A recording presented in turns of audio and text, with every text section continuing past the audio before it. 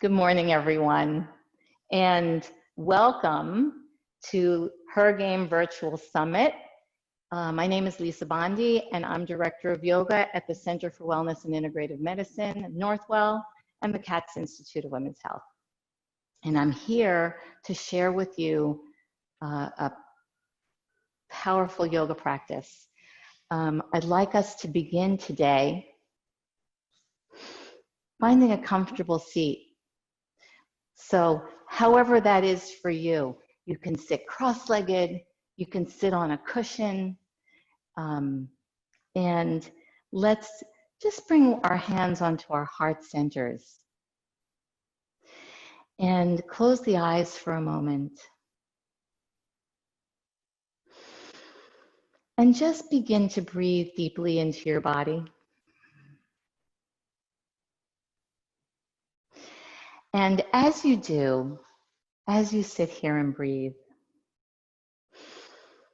think about for a moment the heroes in your life.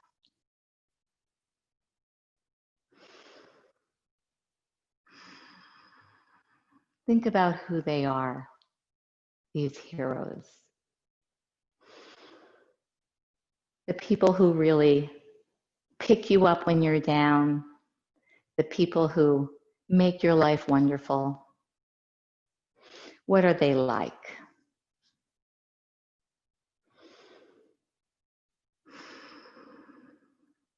Are they steady and brave?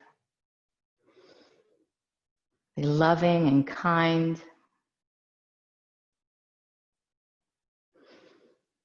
They're smart.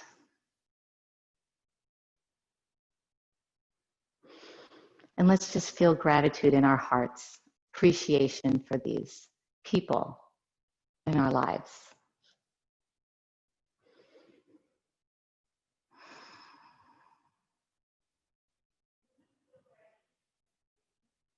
Take one more breath in. Good, and let's lower our hands down and open the eyes. So yoga helps us to connect to those feelings and those qualities within ourselves. So let's begin with a peace breath. Bringing the palms together at your heart center. Inhale for a long, deep breath. 1, 2, 3, 4, 5. Hold it. 2, 3, 4, 5. And let's exhale saying peace. Peace. Again, breath in. 1, 2, 3, 4, 5. And hold it. And exhale. Peace. And one more time, breathing in. 1, 2, 3, 4, 5, and hold. Peace. Great, everybody. So I'm going to get warmed up with you. Let's come together onto hands and knees. Come up onto your hands and knees. So the yogis went out into nature to imitate the animals because they seem to know how to be strong and relax. So we're going to come into our cat-cow. So take a breath in and melt your heart down, curl your tailbone up, look up, and exhale and round your spine like the Halloween cat, chin into the chest. And again, inhale, melt the heart, look up, curl the tailbone up. And exhale, round your spine, tuck the tailbone like the Halloween cat. Halloween's coming up, right? Curl the toes in, inhale, arch, look up. Just starting to wake up our bodies. And exhale, rounding, tucking the tailbone, chin into chest. And we'll take our bodies back, our seats back to the heels for our child's pose. Let your bellies rest over your thighs and your head can come to the floor. And breathe here. Breathe into your back rib cage. Imagine your lungs are like balloons and you're going to fill them up as you breathe in, and you're going to exhale and release it all out. Child's pose is a peaceful pose, so connecting to feelings of peace here. One more deep breath. And looking forward, let's make our way onto our bellies. Come on down. And slide your hands back toward the middle of your chest. We're going to come into our snake or our cobra pose. So you can kind of slither your shoulders, inhale, and lift up. And, you know, girls, go as high as you can. Lift up, draw those shoulders back and away from the ears. Take a deep breath in, and like the cobra, exhale and stick your tongue out. You know how snakes always stick their tongues out? That's how they smell. Take a deep breath in here. Hold it. Exhale, turn your head to the right. Good. Looking over your shoulder. Inhale, center, and exhale to the left. Inhale, center, and exhale, lower down. Take a deep breath in and a long breath out. And we'll press back up onto our knees. Curl the toes into the floor. We're going to come up into our downward facing dog. So look up, inhale. On your exhale, lift up your knees and lift your hips up. You're going to come into like an upside down V here. Your hands are shoulders distance apart. Your feet are hips distance apart. And you're going to lift those hips up toward the ceiling like you're a dog lifting its tail up toward the sky. And breathe here. Now, if you feel tight behind your legs, because a lot of athletes will because they run a lot or they skate a lot, you can keep a little bend in your knees here. And your heels can be off the ground. That's fine too. So let's take some of those long, deep breaths here, feeling the ground beneath our hands and beneath our feet. And taking that steadiness from the earth, from the ground, and really filling with it. And that steadiness from there, feeling the lift through the hips, feeling the lift up toward the sky. Good, one more breath in. And exhale, look forward. Let's bend the knees and walk the feet up to the hands. Now, let your feet be hips distance apart and fold forward here. Let the head drop. You can keep a little bend in your knees for ragdoll. Hands can come into the crooks of your elbows and just hang here in your ragdoll. And breathe, feeling that stretch in your low back. Let some tension go out of your neck. One more breath. So keep that bend in your knees and then bring your arms out to the sides like an airplane. Flatten your back. And use those strong legs, girls. Use those strong legs like an airplane. Or like you're skating in a crouch, right? Press into your feet. Inhale, rise all the way up. Rise up, palms touch over your head. And exhale, lower your arms. Good. So come to stand. If you have a mat with you, you're going to come to stand at the top of it. Come to stand at your mat. And we'll come into our mountain pose, Tadasana. So you could say that word. It's a Sanskrit word, which is the language of yoga, Tadasana, mountain pose. So what are the qualities of the mountain that we're going to embody here? So steadiness and strength, right? And stability.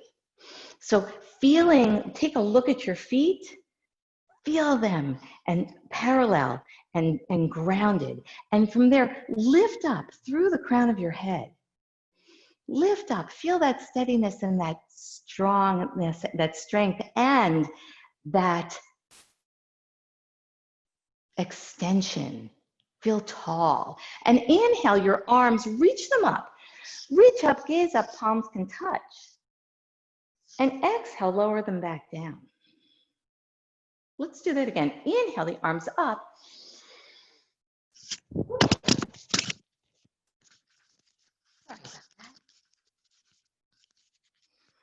Sorry about that, guys. One. That's good. Sorry about that, guys. A little technical problem. Inhale, lift the arms way up. And exhale, lower them down. Good. So, if you ever feel like you get like frustrated or angry, we're going to learn a take 5 breath. Just a moment to kind of gather your sensibility. So here it goes. Breathing in 1, 2, 3, 4, 5 in your mountain. And exhale 1, 2, 3, 4, 5. Good. Inhale 1, 2, 3, 4, 5. You can do this too. Exhale 1, 2, 3, 4, 5. Good. Last time. Inhale 1, 2, 3, 4, 5. Exhale 1, 2, 3, 4, 5. Nice. So another important breath in our practice for power. So this here, our solar plexus, is our seat of power. So we're going to reach the hands up, one hand up, and grab up toward the sun. And exhale, right into the solar plexus, okay? And make some sound. Inhale, lift up opposite hand, grab some sunshine, and exhale, Here we go. Inhale, again, again, again, again, again, again, again, again, one more time. Good. And feel that power. Take a deep breath in. Good. And a long breath out. So, from our mountain, everybody,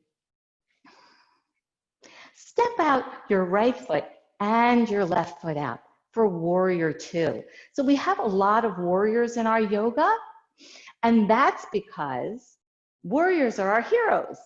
Okay, in yoga, these are our heroes. So the same qualities of the warrior or the hero are the qualities in this pose. So we want to be strong and steady, and we want to be brave and courageous. Stretch out through your arms, gaze over that front hand, breathe here, and feel your courage.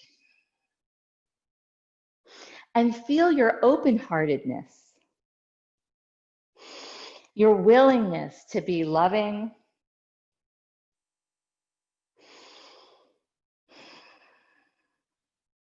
and your resilience, your toughness, your ability to come back from adversity. One more breath in warrior 2. And straighten that front knee and reach those arms up. Coming into our triangle pose, arms out to the sides, stick out your left hip, and let's reach over that right leg. Let the right hand come down to wherever it comes. Notice how I'm making a triangle here with my body, with the legs. There's a lot of triangles in this pose. And breathe. Stretch that top arm up. Feel that freedom in that stretch.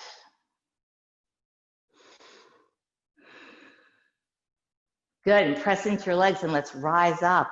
We're going to turn to the other side. Turn the left toes out. Stretch out through your fingertips. Bend in that left knee for warrior 2. Yes, so turning that right side back and bending in that left knee, gaze over the left hand, breathe here. Fill with the qualities of your hero.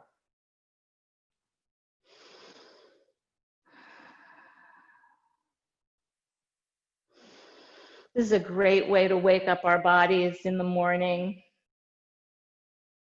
Help us to build strength and flexibility and focus and concentration.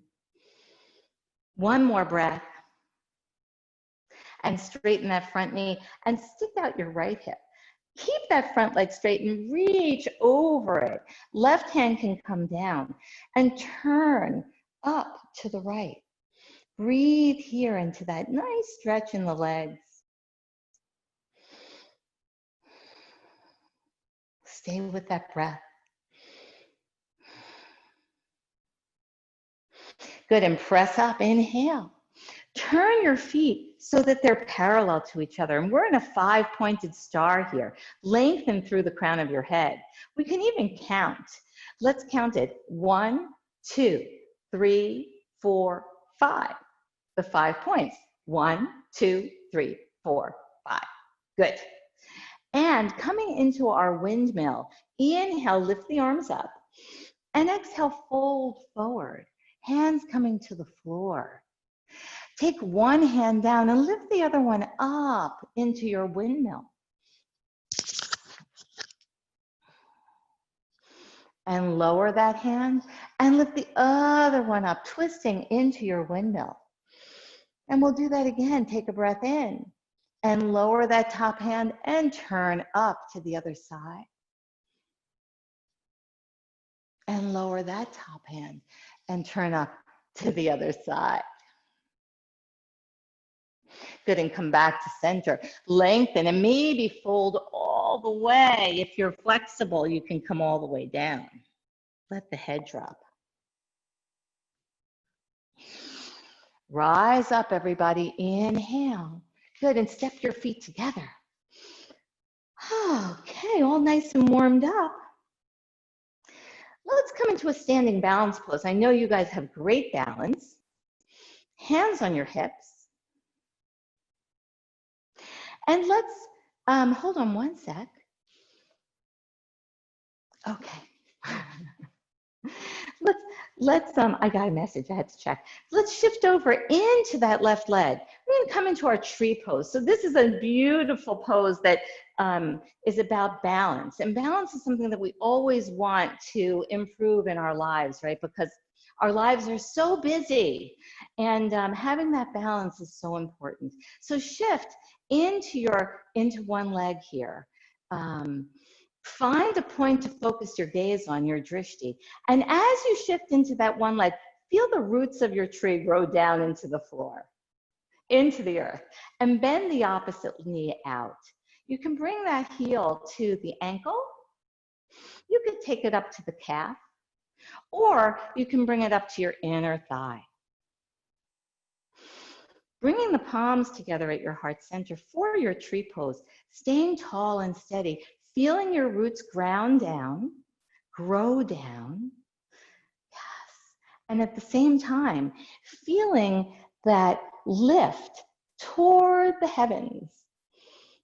Your branches growing. And you can even think about what kind of tree you want to be. Maybe you're a fruit tree. Maybe you're a big, tall oak tree. Maybe you're an autumn tree with beautiful leaves. One more breath. And exhale, lower your arms and lower that foot. And we're going to go to the other side, shifting into the opposite leg, bending the opposite knee out. Stay with your focal point. And take that foot up to wherever you had it. So remember, it can be down low, on the calf, or higher up. Try not to press on the knee. Hands to the heart. Always coming back to the heart, right? Where the love and the courage is.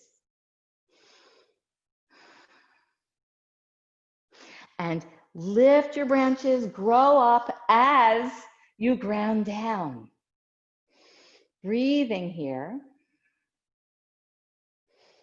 Oops. And if there's some wind in your forest, that's okay. You can kind of wave your branches, letting your branches move in the breeze and lowering the arms and lower that foot. Okay, everybody. So just check on the time. Okay.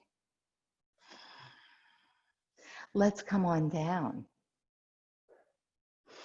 Let's come on down, everybody.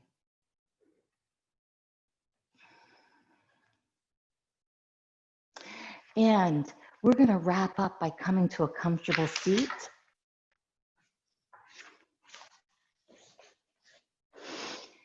Bringing your hands on your knees. Closing your eyes. And let's bring the hands together at the heart center. Taking a deep breath in and a long breath out. And a deep breath in. Peace. And one more time, a deep breath in. Peace. Take this peace with you into the rest of your day, everybody. Let's go, girls. Thank you so much.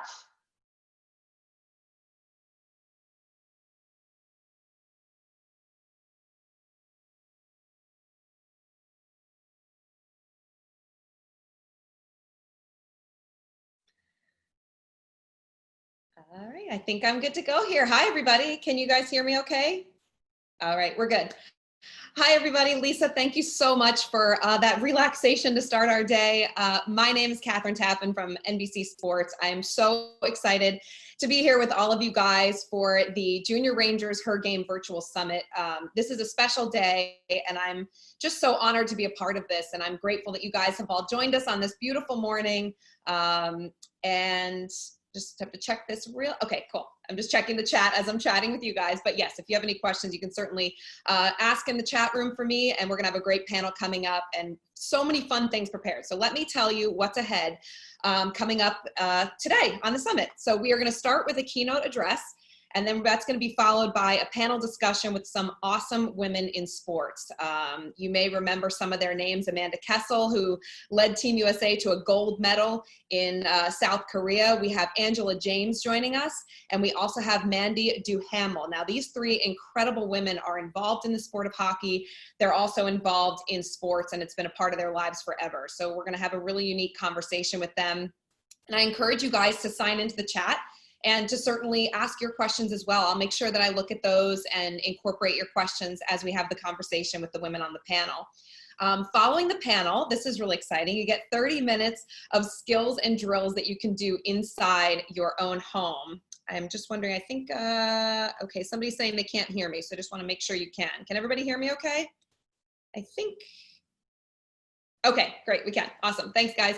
Okay, so 30 minutes of skills and drills in your own home. So just make sure that you've got a really nice space available, that you can see your computer or your laptop or your phone, whatever you're on, and you have room to do those skills. That's the only thing that you really need for that segment.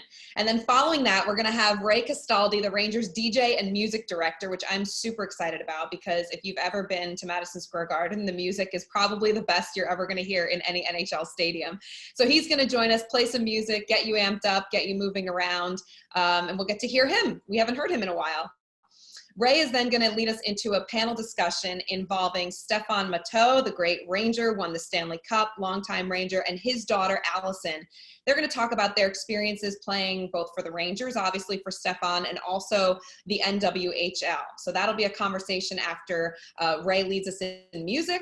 And our last speaking panel of the day is Angie Bellaro and Manon Rayon. Both of them have books coming out, which I'm super excited about, on October 20th.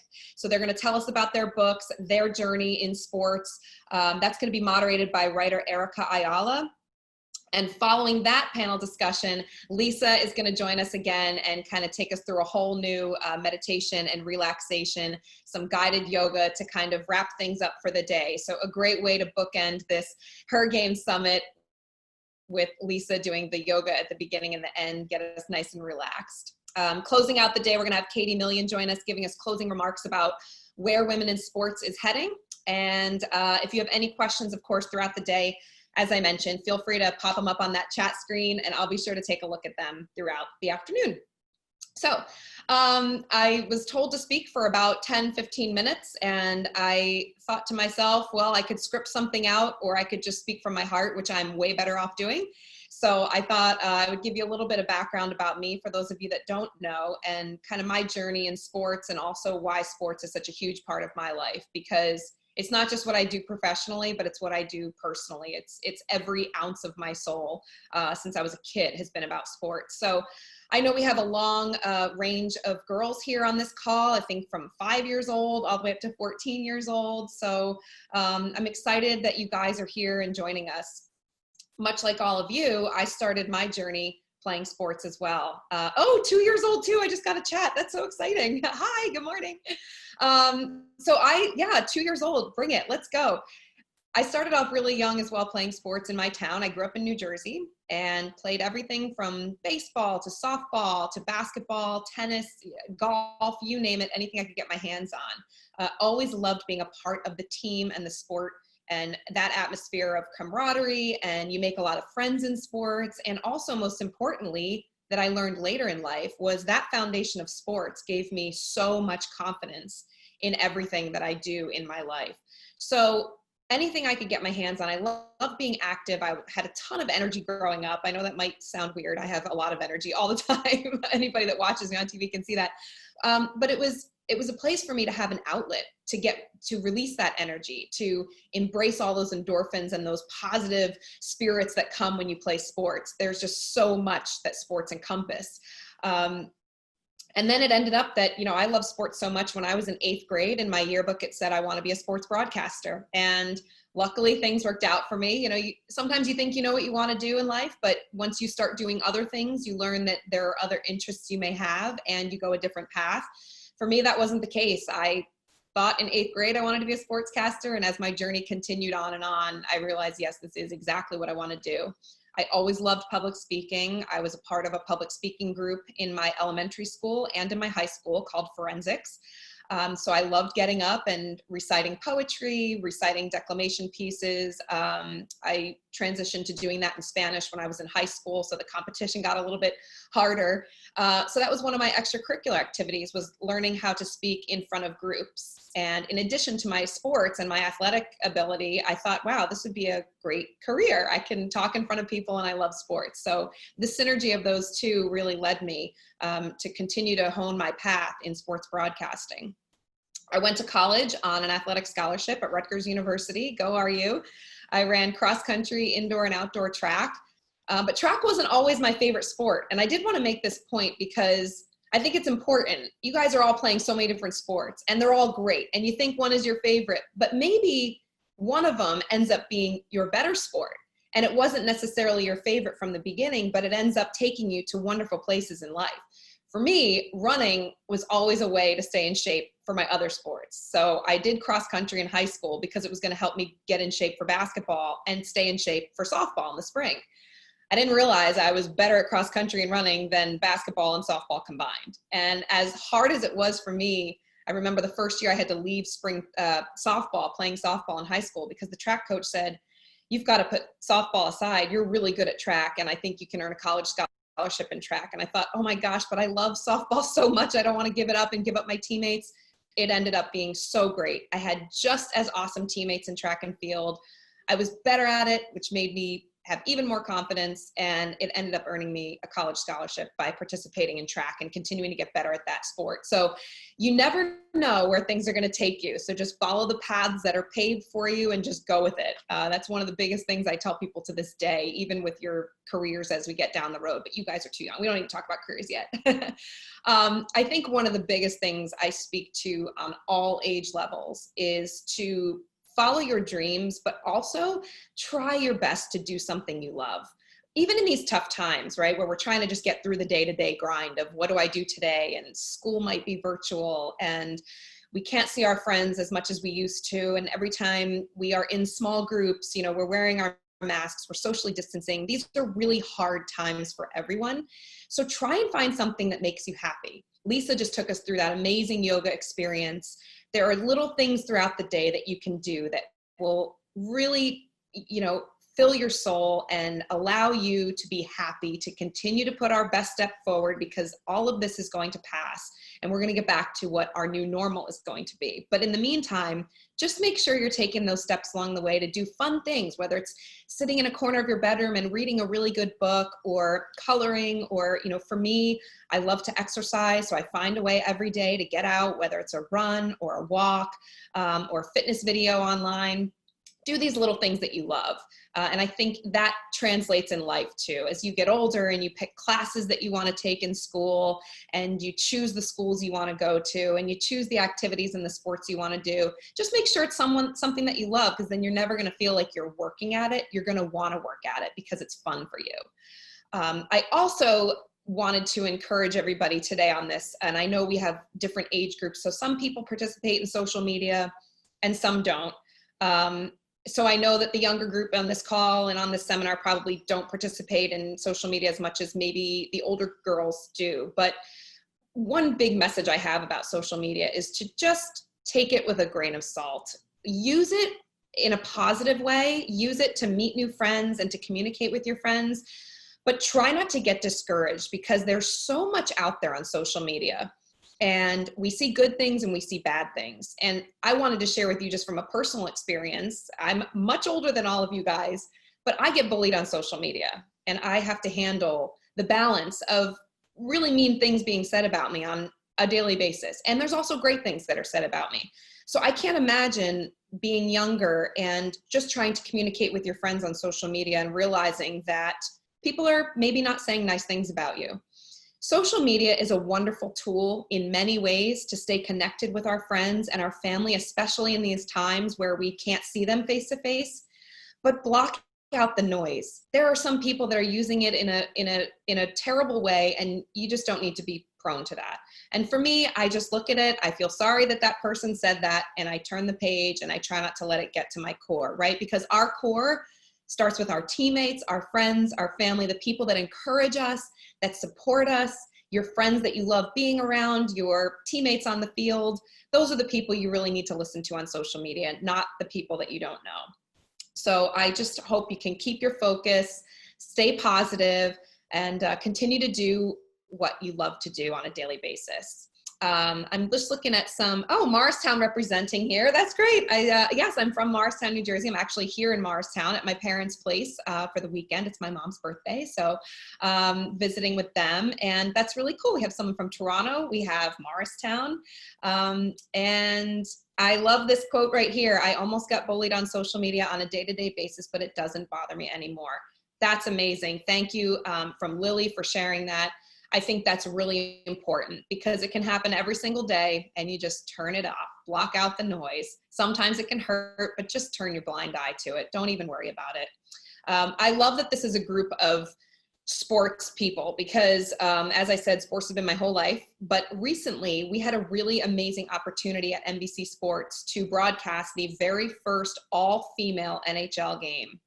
And I don't know if any of you were able to see it. It was back in March. It was one of the last games we actually broadcast before we shut down for the COVID quarantine period, and before the Stanley Cup return to play came back. But it was an event the concept came about from a friend of mine who's my colleague. She's a producer at NBC Sports, Caitlin. And she said, you know what, we've got all these amazing women at NBC Sports working on different sports franchises, right? We do football, we do the Kentucky Derby, we do hockey. Why can't we get everybody together, all the women, on one broadcast and put them in the TV truck, put them on site? It was a Chicago Blackhawks game in Chicago.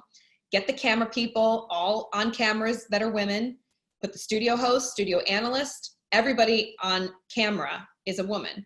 And what a great idea. So Caitlin made it come to life, and we broadcasted the game. Kate Scott was our play-by-play. She had never done a hockey game, guys. She had never broadcasted an NHL game. And here she is on the biggest stage on national television, broadcasting an NHL game for the very first time, and she crushed it. Kate has done so many other sports. She does college football. She does basketball. She was so prepared, and she nailed it. AJ Malesko, who a lot of you see on TV. She's an Olympic gold medalist and one of our analysts for the NHL, was beside her in the booth. We had Kendall Coyne Schofield in between the benches. You guys remember her, Amanda Kessel's teammate, winning a gold medal in South Korea for USA Women. We'll hear from Amanda in a few moments. But so Kendall was in between the benches, and then I was back in studio. Jen Bottrell, who has won multiple gold medals for Team Canada, was my colleague. And it was so much fun. And more importantly, it demonstrated that this doesn't have to be just one day. Women in sports are here. We're here to stay. And we did it. And everyone behind the scenes, the producer, the director, everybody was a woman in that control room. So that was really cool for me. I thought, bring us all together, make this moment in television history, and make a moment where anybody watching can also have the stream, right? If you want to be behind the camera, you want to be in front of the camera, you want to be a part of a team, in their PR department, in their marketing department, whatever you want. There are so many opportunities in sports. So that was something I was really proud about, as well as I host a conversation on Instagram and on our podcast platform at NBC Sports called On Her Turf. And we are empowering females to continue to follow their dreams. We talk to a lot of great athletes, a lot of great women in sports. So if you have time to check it out or to listen to one of our podcasts that we've done over the years, some great conversations with amazing, amazing athletes. So those are a couple of the things that I'm really proud of with what I get to do, and also speaking to young women and girls like you guys on this seminar. It's so great you've participated and you want to be a part of the conversation. So we have a bunch of people we need to get to, and I think it's about time that I can welcome in. Okay, we're just waiting for one more person to join. So, oh, somebody wrote, I too want to have a career in sports. That's awesome. I would love to hear from you. I do. That is one thing that I am very open to. People reach out to me all the time. College students. I've had elementary school students that want to do what I do. High school students. And reach out for advice. And one thing I've learned when I was trying to get into business, no one really turned me away. They all lended their advice and an open arm to me. So I always return that favor. So if anybody ever wanted to reach out to me to get an idea of what we do for a living, I'm more than happy to talk and to give you advice. So I think giving back is one of the best gifts we can give to anybody following in our footsteps, because at some point I'll have to hand over the torch and let somebody else take over my role. So not yet though, not yet. Okay, so it looks like we have everybody on the panel. Awesome. Okay, so are you guys ready? We're going to welcome in our special guests here for the panel conversation. And again, continue to get those questions up on the screen. There's Amanda Kessel, Team USA gold medalist. Hey, Amanda. We've got Angela James joining us, and we have Mandy Duhamel, Youth Hockey Regional Director of the NHL. It looks like everybody's on. Hi, guys. Good morning. Good morning. Oh. Awesome. Thank you guys so much for being a part of this. I don't know how long you've been watching. We started with a great yoga session. We've started the conversation here in the chat, and now we get to you guys on the panel. So I guess first off, I'm going to start with each of you guys. Amanda, why don't you lead us off, and then Angela, you can transition, and then Mandy, you can follow Angela. But just give us a little broad scope of how important sports has been in your life, and how it continues to be ingrained in everything you do, Amanda. Yeah, growing up with two older brothers, and they were very heavily involved in sports, and I was just kind of tossed into them too. But I loved them, and hockey was the one sport that I had the most passion for. I remember only wanting to go to hockey practice, and it was just the sport that I loved. But sports has really shaped my entire life. It's, what led me to my high school, to my college, and now my career now. It's all my friends and my aspirations in life. They've all kind of been built around sports. That's awesome. And Angela, give us a little taste of kind of your background and how you got to where you are right now speaking to us. Yeah, well, definitely sport for me. When I was growing up, it was an outlet to get out of the house, to stay out of trouble, to be involved in the community, and everything that I did with sport. I've instilled in my children going forward, and to be a part of something, and to have a social, and it's just a way of being accepted by your peers, and being, physically active. And I think that's important. And Mandy, how about yourself? No, I actually had a similar story as Amanda. I mean, I had an older brother, and when he wanted to practice his slap shot, he'd take me a net. When he wanted to practice his curveball, he'd put me with a glove, and I had to fend for my life. Everything he wanted to try, I was his little test dummy, but everything it did for me was amazing.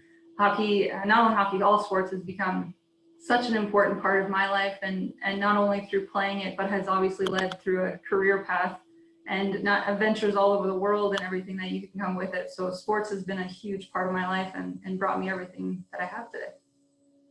I love that you mentioned the adventures all around the world. One of the greatest adventures we've seen recently is Team USA winning gold. Amanda, your team winning the gold medal in South Korea. But, that was an incredible moment in history and an incredible moment for you guys. But I loved what you did after that. You guys came back on American soil, and you just ingrained yourself in the communities with young women, girls. People were looking up to you. How do I do this? How can I be an Olympic gold medalist? Can you just talk a little bit about why that was so important for you guys to come back and share that medal with people who you were a role model to? Yeah, it was amazing. Obviously, winning was unbelievable and a dream come true. But like you said, it's, if you win and you're not sharing it with people, it doesn't feel the same. I remember in 2014 when we won a silver medal, which is amazing.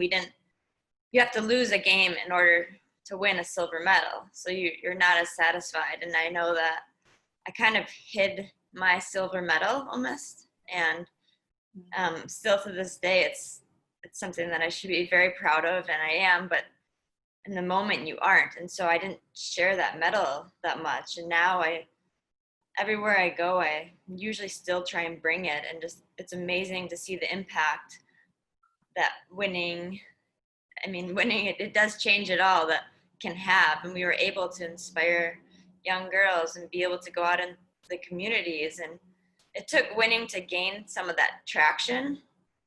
But I know that for me too, growing up, the woman that had won gold was who inspired myself. And then to be able to give that back 20 years later, something that I never thought I'd really have the opportunity to do. And Amanda, I think what you mentioned there too is a really important message, especially for the group that's joining us here today. Sometimes losing puts you right in the line of ultimately winning, right? Because you learn so much from losing that you don't ever want to have that feeling again. You learn what you did, what didn't work, and what could work in the future. We just saw it with the Tampa Bay Lightning, right? Winning the Stanley Cup a season after being totally wiped out in the opening round and being swept. They come back and win the championship. It was what they learned from that heartbreak. Do you continue to share that message of, the challenges of losing, how they can actually put you directly in the line of ultimately winning down the road because of the values and the lessons that you learn from those difficult times? Yeah, I think it's important. A lot of times people say you win more from the losses than the wins. And I completely agree. Everything that, all of my failures or challenges, that has only pushed my successes to be that much more enjoyable and greater.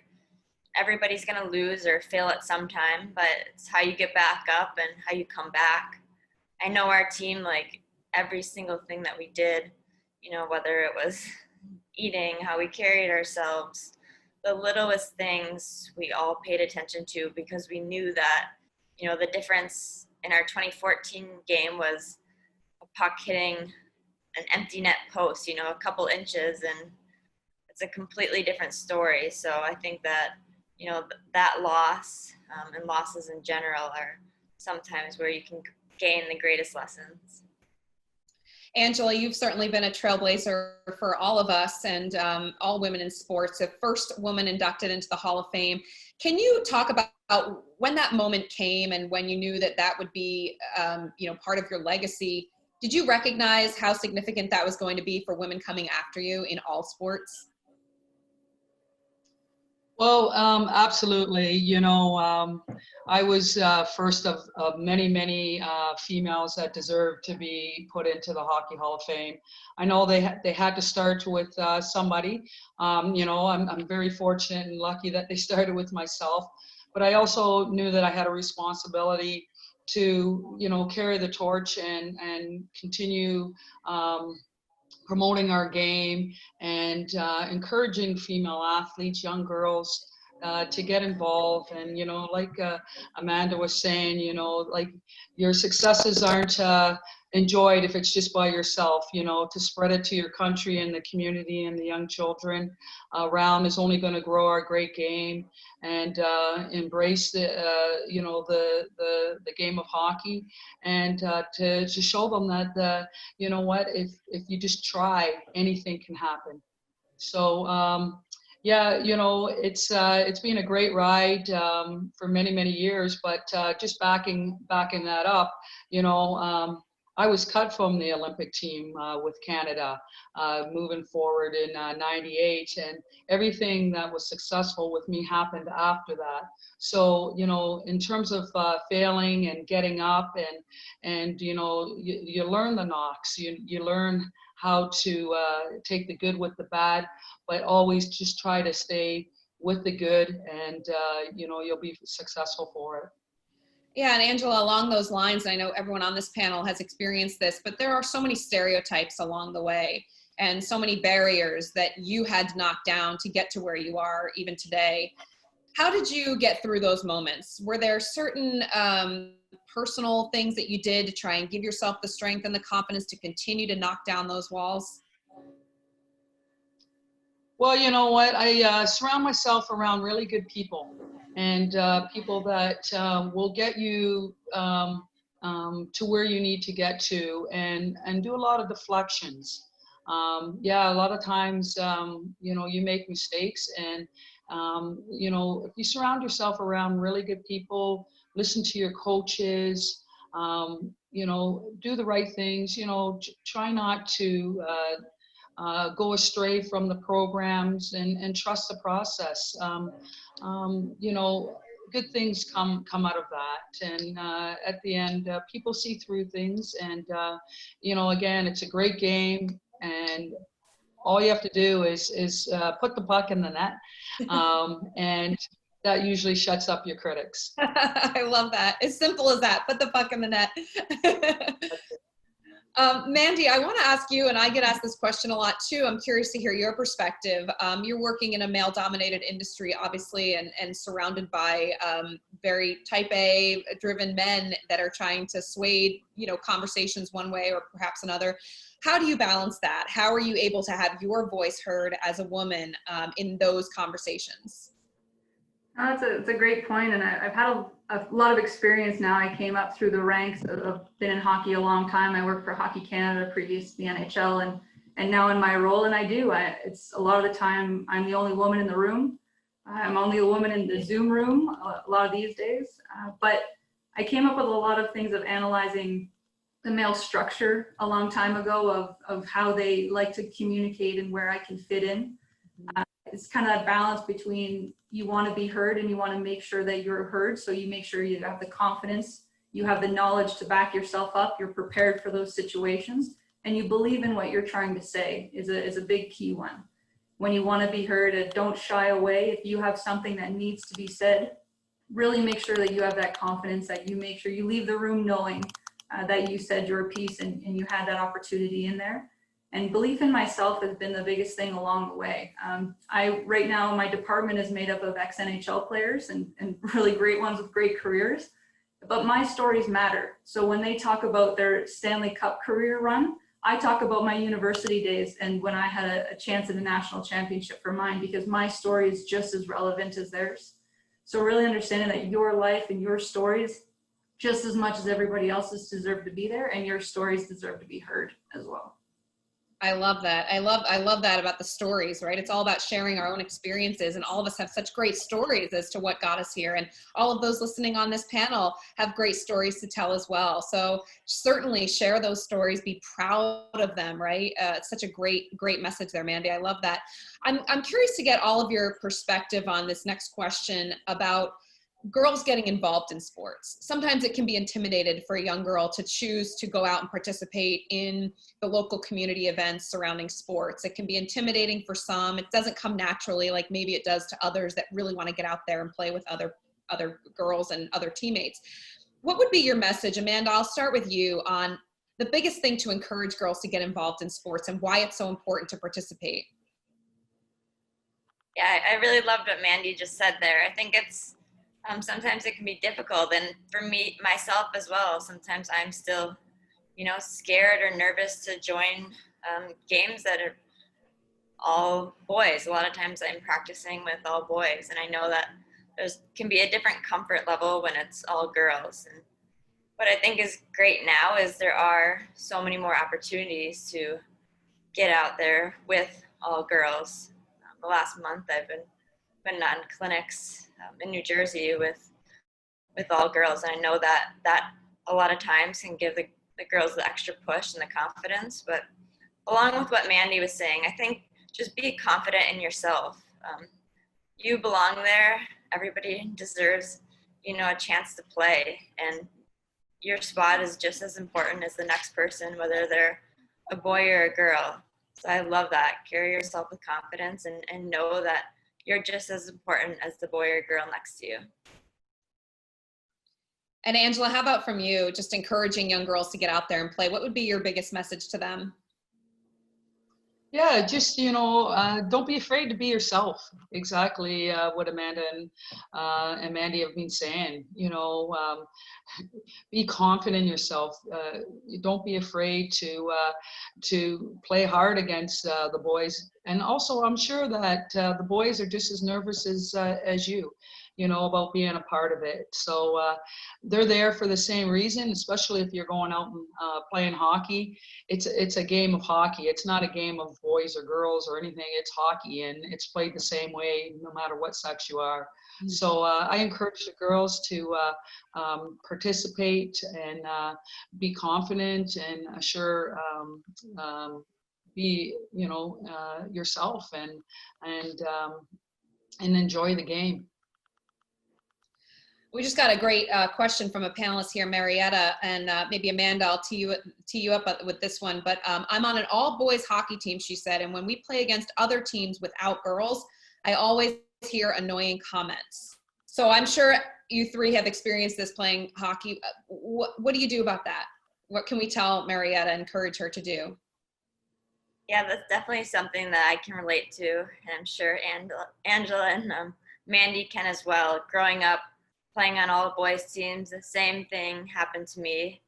And I think for myself, Catherine was saying it earlier, it's a little bit block out the noise. Don't listen to them. It's not really people that you need in your life.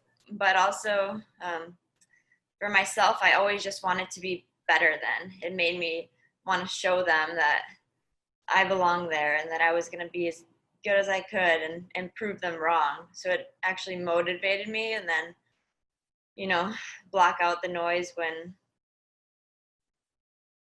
Yeah, I love that. They're just doing it to tease you anyway. They're probably just jealous because you're better than them in the sport. So, Angela, yeah. With your perspective of all the years you've been involved in hockey and in the sport, and seeing where it was and where we are now, how inviting is this hockey community for women, and how much further do we have to go to encourage young girls and women to participate with this sport, whether it's on the ice or behind the scenes? Do you think we've gotten to the point where we can, or we need to go further? Well, I think that there's a number of different levels where we can improve on. It would be nice to have a pro league. It would be nice to have under 15 nationals, in terms of national teams around the world. I think that at the top level, we can still do more. Sometimes we go so far, once the Olympic year is there and we get the promotions and all the viewership, and then the numbers skyrocket, and then they fizzle off in year 2, and then we're back to fighting as we were 20 years ago, back to ice time and coaches and things like that. But I think that the future, from what I see, is in good shape. We've got a lot of different organizations, both in Europe or in U.S., Canada, really trying to elevate the women's game. We have numbers that, well, I know Mandy can probably talk to stats because I know you're the stats lady. Increases tremendously in terms of numbers for young girls playing hockey in different communities and around the world. I still think that it's a business at the top where we want to get the professional leagues going, and with everything that's happening in the world right now, it's a tough sell. But once we get out of this, we can rebound and keep going stronger. I think it's advantageous for us that different countries win championships. Not that I'm encouraging it, other than Canada, but congratulations to the U.S. Yes, but I think it's good that other countries do well, and the sport of hockey isn't going to change.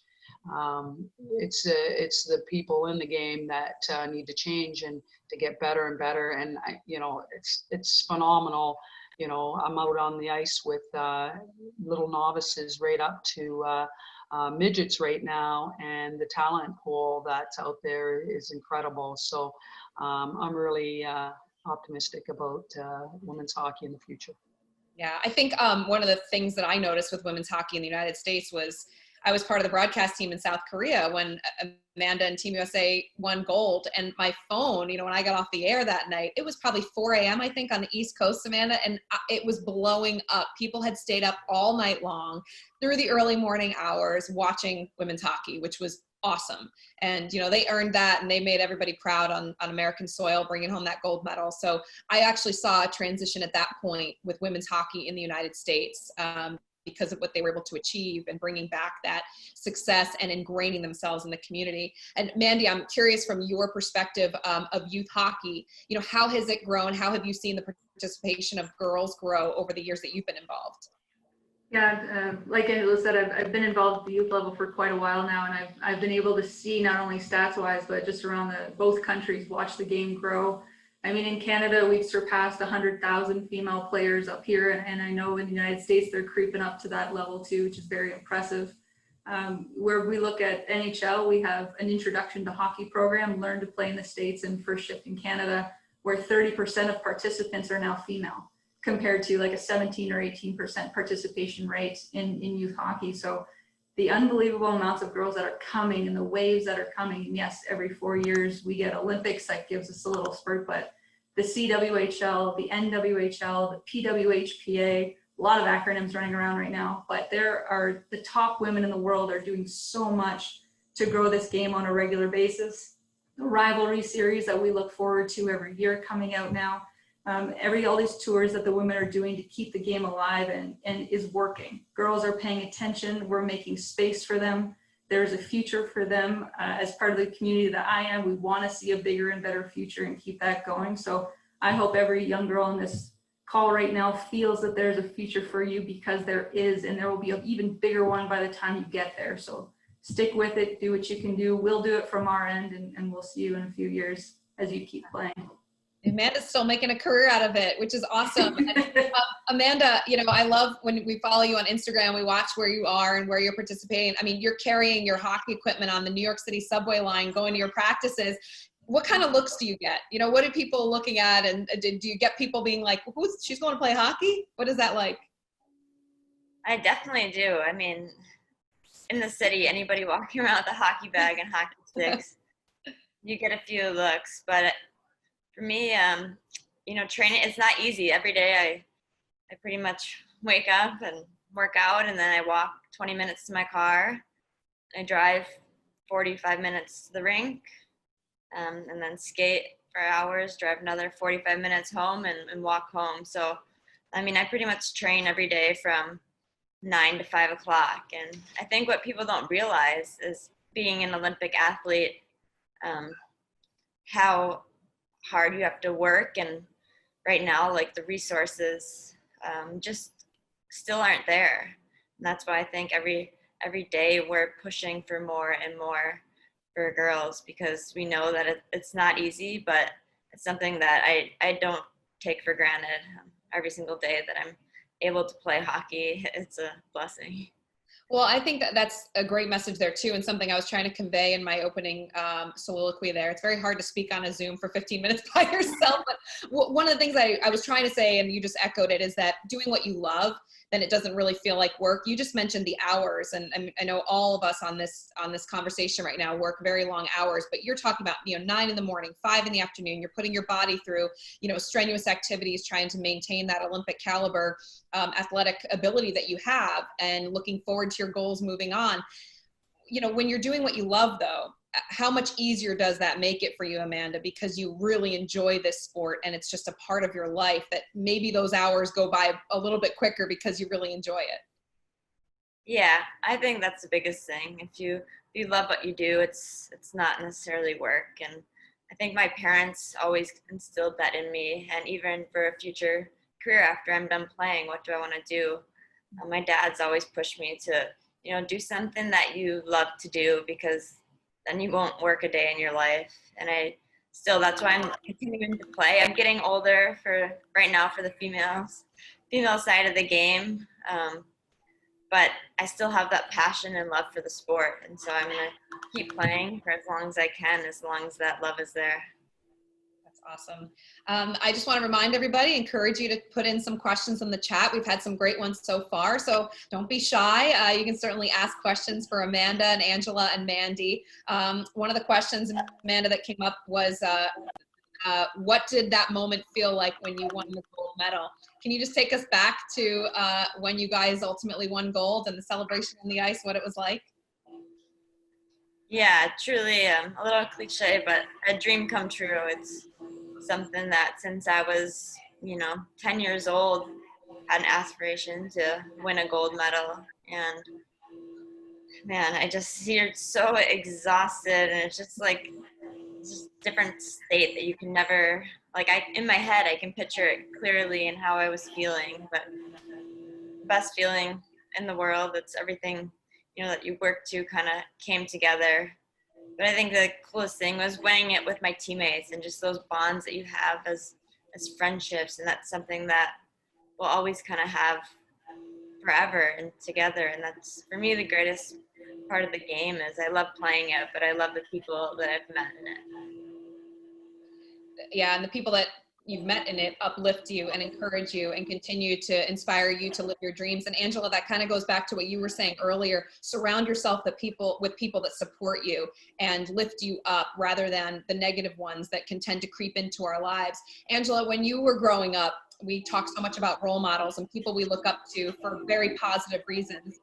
Who were some of your role models at a young age that you were inspired by and that you ultimately wanted to maybe follow in their footsteps? Well, we're going back quite a few years now, but well, I really enjoyed Mark Messier's career from the male side. I better say Adam Graves too, because he's a good friend of mine. But that era, absolutely. Growing up, of course, you have Wayne Gretzky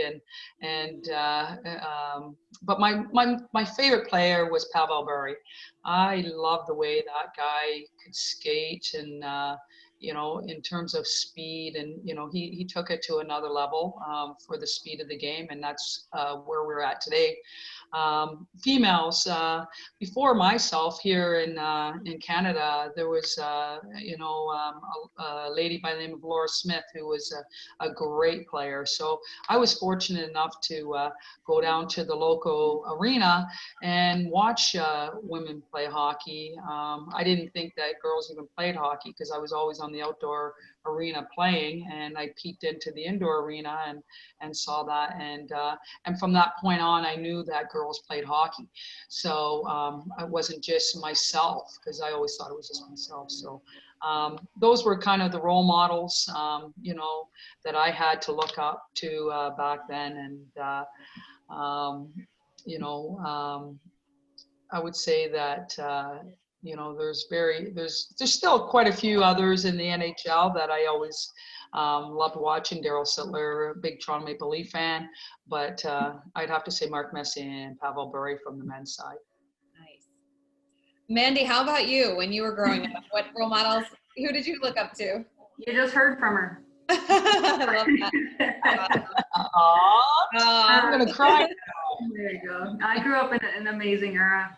I think back in the day, the women who led the way in Canada, and now I have the ability to just communicate and be on a call with Angela is an amazing time. And I wanted to tell a little bit back from, I never got to achieve my dream. Just as a kid, I wanted to be on the Olympic team. I did want to play for the national team, had them on my wall, but that never happened for me. But along the way, I've been at World Championships for the university games. I've played ball hockey at World Championships. I've coached and am now the Clarkson Cup champion as a coach. The things that I achieved while trying to get that goal are an unbelievable thing. So just as you guys had setbacks and different things, I didn't get to wear that logo that I always wanted to, but the adventures, the relationships, the friendships, the new passions that I found along the way, and that all started from learning from women such as Angela, just to achieve and to go for your goals, and things that happen along the way are spectacular. So though you look up to Amanda, she's been through a lot in her career and come back from it. Angela persevered through a lot of things in her career, and the way that you get there, even though you might not hit that final destination, there's a lot of offshoots along the way, a lot of things you find out about yourself. I made a career out of the sport that I absolutely love, and now I don't work a day in my life because I get to be here with you guys. So just keep looking ahead for those kinds of things, and you'll find a lot in your life. That's awesome. I love that. I love that you said Angela. That's great. Amanda, how about you? I'll ask you the same question.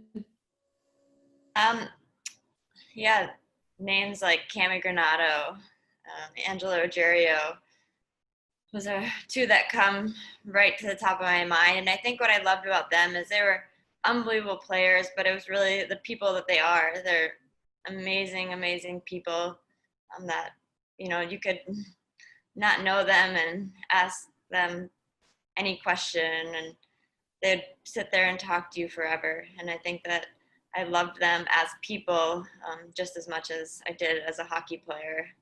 And actually, speaking of just people in hockey in general, like Catherine's somebody that I look up to. I always see your face on the TV, and it's amazing. It's seriously amazing to see, a woman that has that much power and strength, and just everything you say, you're so knowledgeable that you're somebody that I love to listen to and I really look up to as well. And so it doesn't even have to be somebody on the ice. It's just people surrounding the game. Gosh, you're just making me tear up. Thank you. That's so nice. It's really interesting to hear, what you just said there. It doesn't have to be a role model per se as somebody that's doing what you're doing. It can be somebody that's doing something that is inspiring you in other ways, right? Communications, or somebody that you just look up to for the way they hold their values and their integrity, and they stick to their guns and they keep good people around them, like Angela mentioned. Angela, I'd be curious to get your thoughts on, moving forward with women in sports. What more can we be doing to put women out there and to continue to pave these paths and to allow, those that are coming after us to have these opportunities that we've had? Well, I think we've already started there, and I think it's encouraging that we have better coaching in place. We have more ice time for the girls. The equipment that the girls have is phenomenal.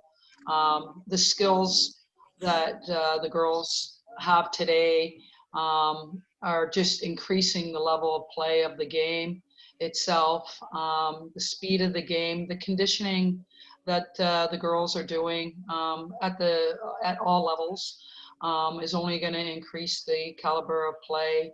The education of our game, the nutrition facts, the resources that parents are putting into their daughters are the same as what they've been putting into their son, because the opportunities, the platforms that are out there now, there's something to aspire to. So it's an investment all around. There's not, I have a daughter, she's not playing hockey anymore.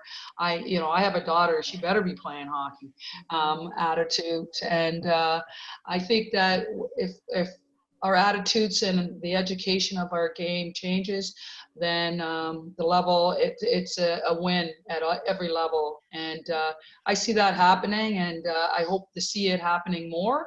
The resources, like I said, the education, the NHL coming on board and helping, the associations, all the way filtering through the NHL teams, the communities. It's all a win-win situation, and we still need to continue to do more and do more and do more, and at all levels it will get better.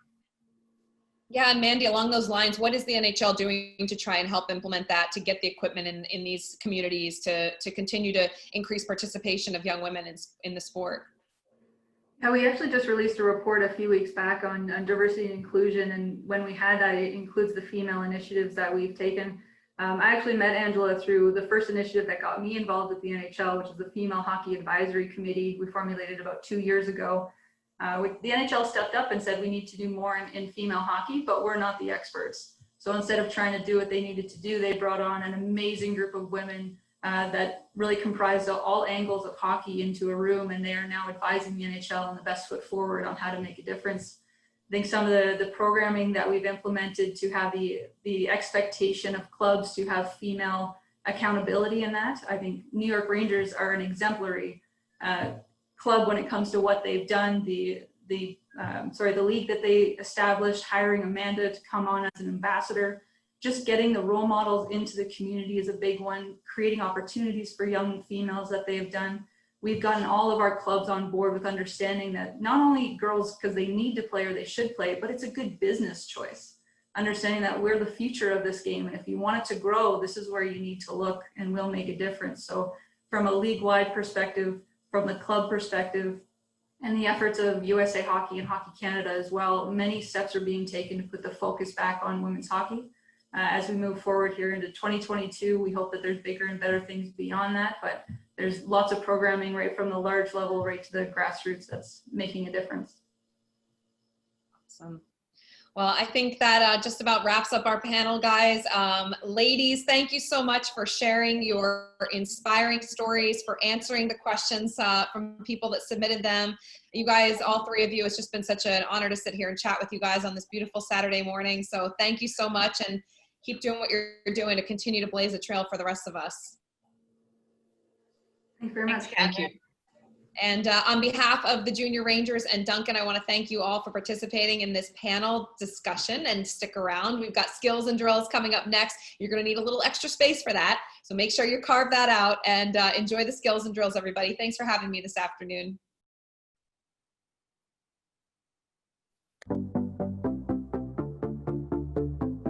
Good morning, everyone. My name is Shelley Picard. I'm the Deputy Commissioner of the NWHL. We are proud to support Laureate Sport for Good Day today to celebrate the power of movement and bring joy and healing in the Junior Rangers Her Game Virtual Summit presented by Dunkin, where we designed a summit to help young girls find community in sport, sharpen their skills, and learn to grow their game.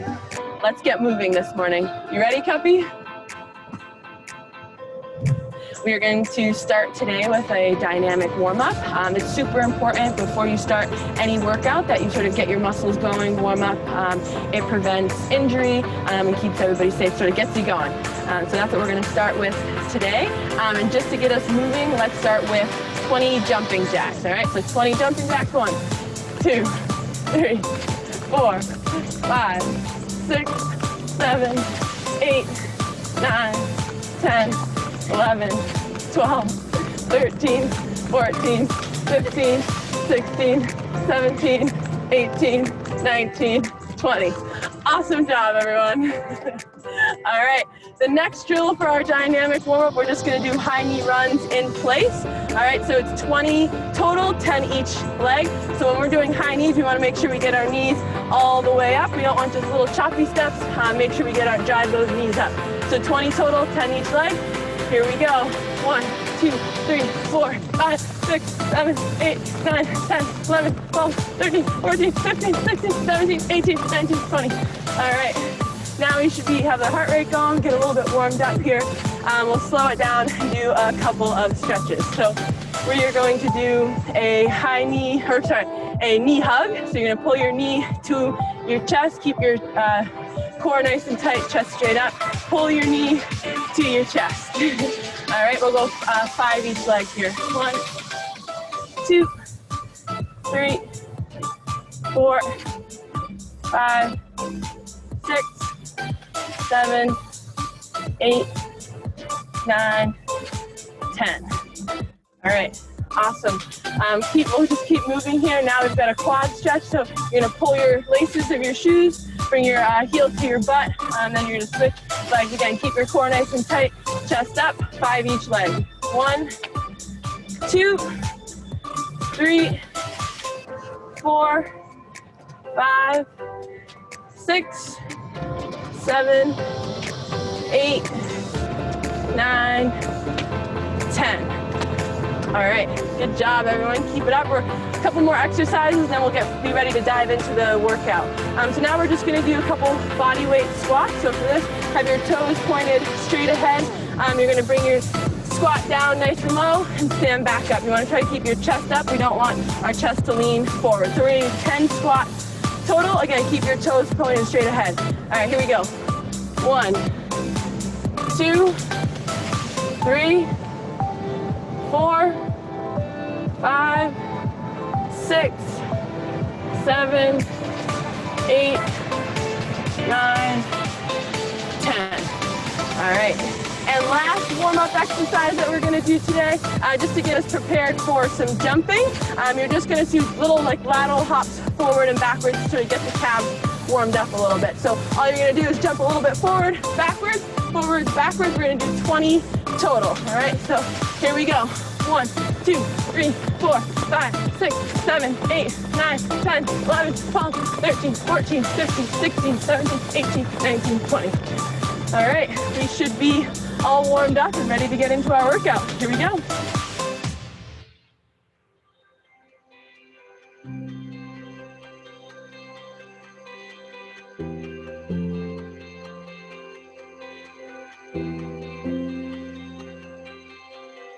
Hi everyone, I'm Sonia Shelley. I'm going to lead you through our first exercise this morning, which is going to be dynamic jumps. So how it works is you're going to have your feet together and you're going to jump forward and then jump back. And then the following steps are going to be going this way, backwards, to the side, and then you'll go back into your center position and then restart it all over. We're going to do 2 sets of this. The first one we're going to do on both feet.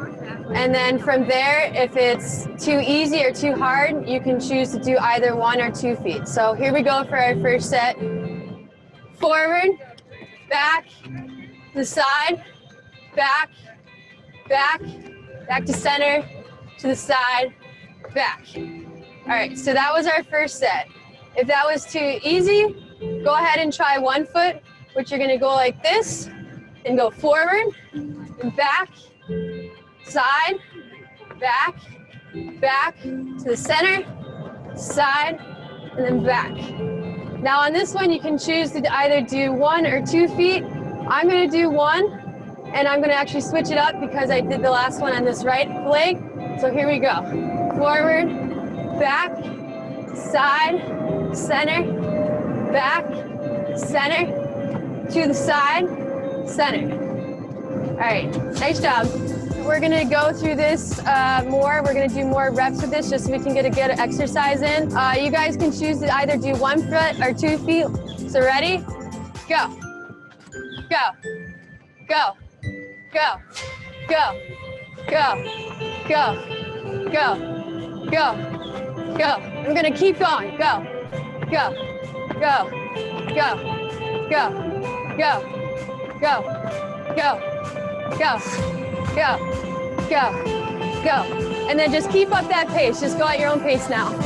And then as you go, try to speed it up, okay?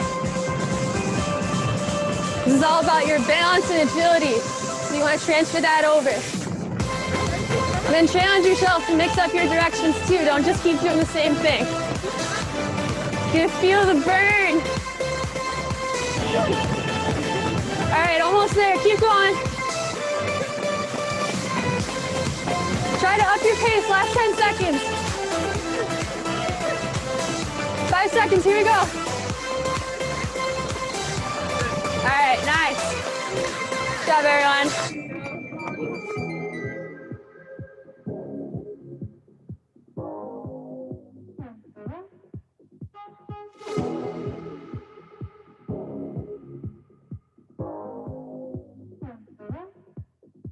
Hi, I'm Bridget Prentice. And I'm Emily Janiga. We're here with the Riveters here to explain and walk through the next exercise here. So the next exercise we're going to do is the barrel log roll. So Emily is going to be our example. She's going to start in a plank position. This is going to really work on our core and our back and our shoulders. So in the plank position, start with a flat back, and she's going to raise her right hand and her right leg off the ground, hold, and then continue rotating down to the back. As she's here, she's going to keep her glutes and her legs off up the ground, and then she's going to pick up her left leg and left arm, continue to roll, and as she's rolling, go back into the plank position, and then continue that. Coming back, she's going to pick up her left leg, left arm, roll back towards me, hold, pick up her right leg and right arm, roll back towards me, and hold.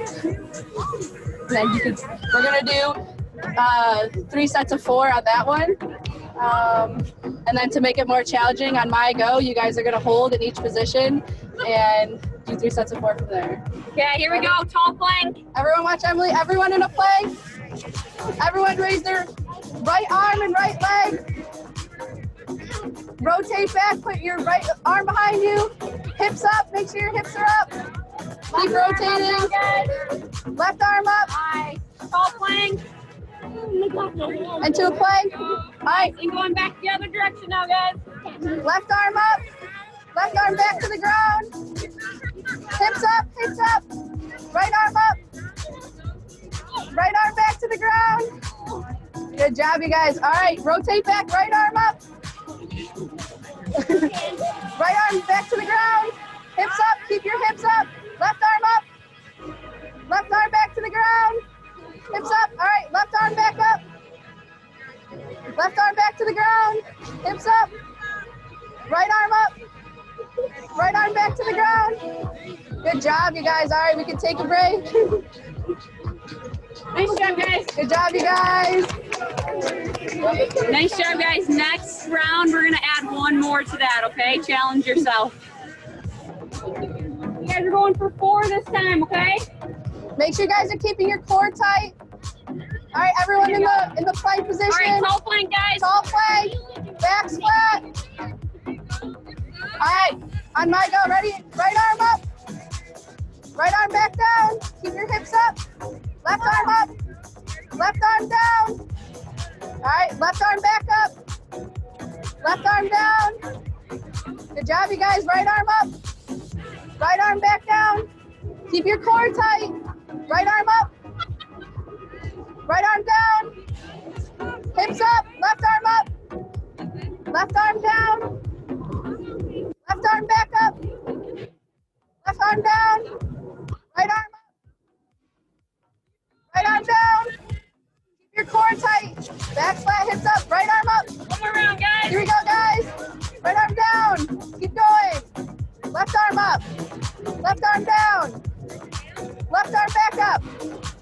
Left arm down. Right arm up. Right arm down. One more, one more. One more. Right arm up. Right arm down. You got it. Course tight. Left arm up. Left arm down. One more. Left arm up. Left arm down. You got it. Right arm up. Right arm down. Good job, you guys. Good job, guys. Okay, for our last set, we're gonna hold each position for 10 seconds. So this is really gonna challenge ourselves. We gotta keep our cores tight, our shoulders strong, our hips up, and we're gonna hold each position for 10 seconds. So on my count. You guys ready here? Ready, guys? 10-second hold here. 10-second hold. Ready? Go. You got it, guys. Keep your cores tight. 5 seconds. 2, 1. Right arms up. Hold it there. Make sure your core is staying tight. 5 seconds. 2, 1. Right arms down. Hold it there. Keep your hips up. Hips up, guys. Hips up. 5 seconds. Good job, guys. 2, 1. Left arms up. Hold it there. You got it, guys. Stay strong. 5 seconds. Good job, guys. 2, 1. Left arms down. Hold it there. Hold your core. 5 seconds. 2, 1. All right, left arms back up. You got it, guys. Stay strong. 5 seconds. 2, 1. Left arm down. Keep your hips up. Keep your hips up. 5 seconds. 2, 1. Left arms up. Hold it there. Keep your core tight. 5 seconds. 2, 1. All right. Hold it there. Last 10. Last 10. You got it. Here we go, guys. Last 10. 5 seconds. 3, 2, 1. Good job, guys. Nice job, guys.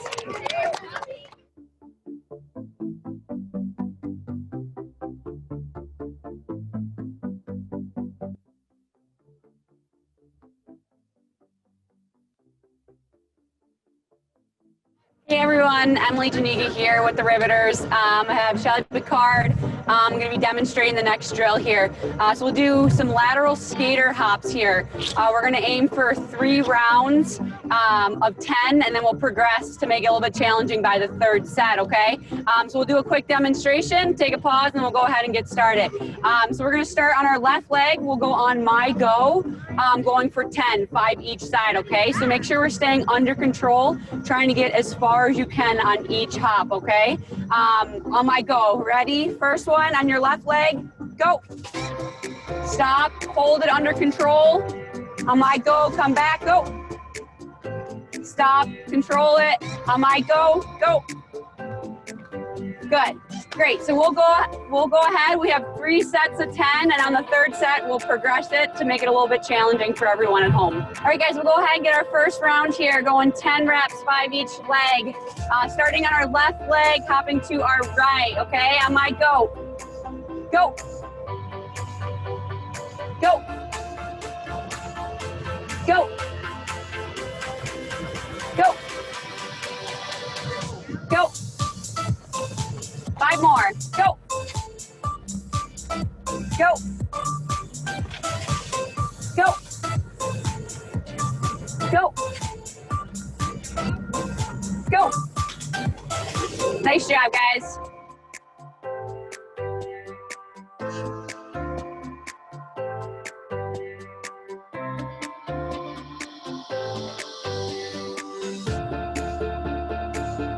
All right, guys, we'll go ahead and get our second round in. I'm gonna have a little bit longer hold between each one. Make sure we're staying low and control on each one. I'll keep reminding you guys throughout the exercise, okay? We'll go ahead and get started, starting on our left leg, hopping to the right. Go. Good, stay low, hold it, go. Go. Go. Go. Nice job. We got 5 more. Hold it. Go. Nice. Staying low, controlled here. Go. Go. 2 more here. Hold it. Go. Oh, I got an early one there. Go. Nice job, guys.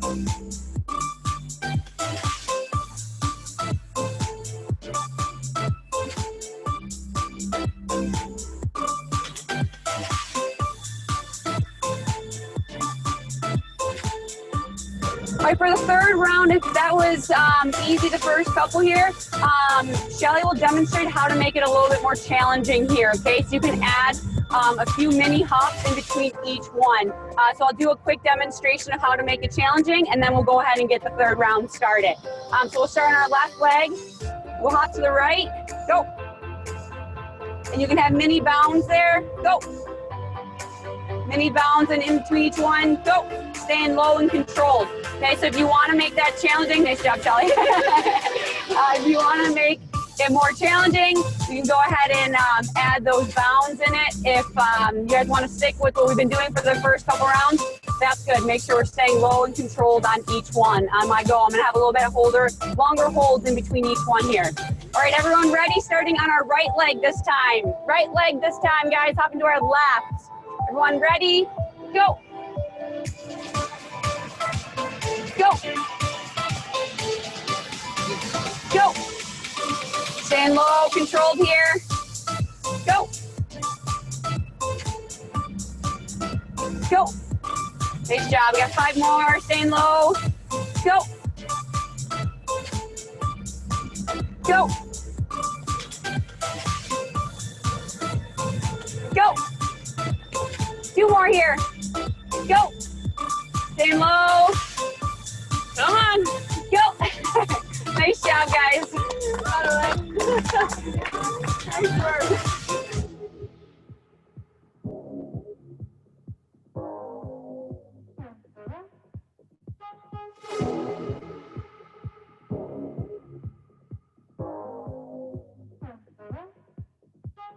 I'm here with Sam Fiesler, team member of the Riveters, and we're going to teach you the Russian twist. This is an awesome core exercise that helps kind of get our core strong, great for stability in hockey to make sure that people can't bump us off pucks and we're nice and strong on our skates. So for this Russian twist, we're going to sit down on the ground. We have 3 different ways to sort of make it challenging. If we can, we want to have our feet off the ground. We're engaging our core. Our feet are nice and together. If you're unable to do that, or if that's too tough, you can cross your feet. That makes it a little bit easier. If that's still too challenging, you can put your feet on the ground and you're still leaning back, so you're still engaging that core. So whichever one of those 3 styles that works for you, you can choose. From there, you're going to twist your hands back and forth, reaching, touching the ground behind you. Your eyes follow your hands the whole time as you go back and forth, nice and slow, under control. Also, we'll make it a little bit challenging. We'll add in a twist where you reach your hands above your head towards the sky. So just reach up. You're going to hold, and then we'll tell you to bring your hands down. So you just have to listen to the cues as we work through these different sets. We'll do 3 sets of 10. I'll sort of tell you when to move your hands left, right, or up towards the sky.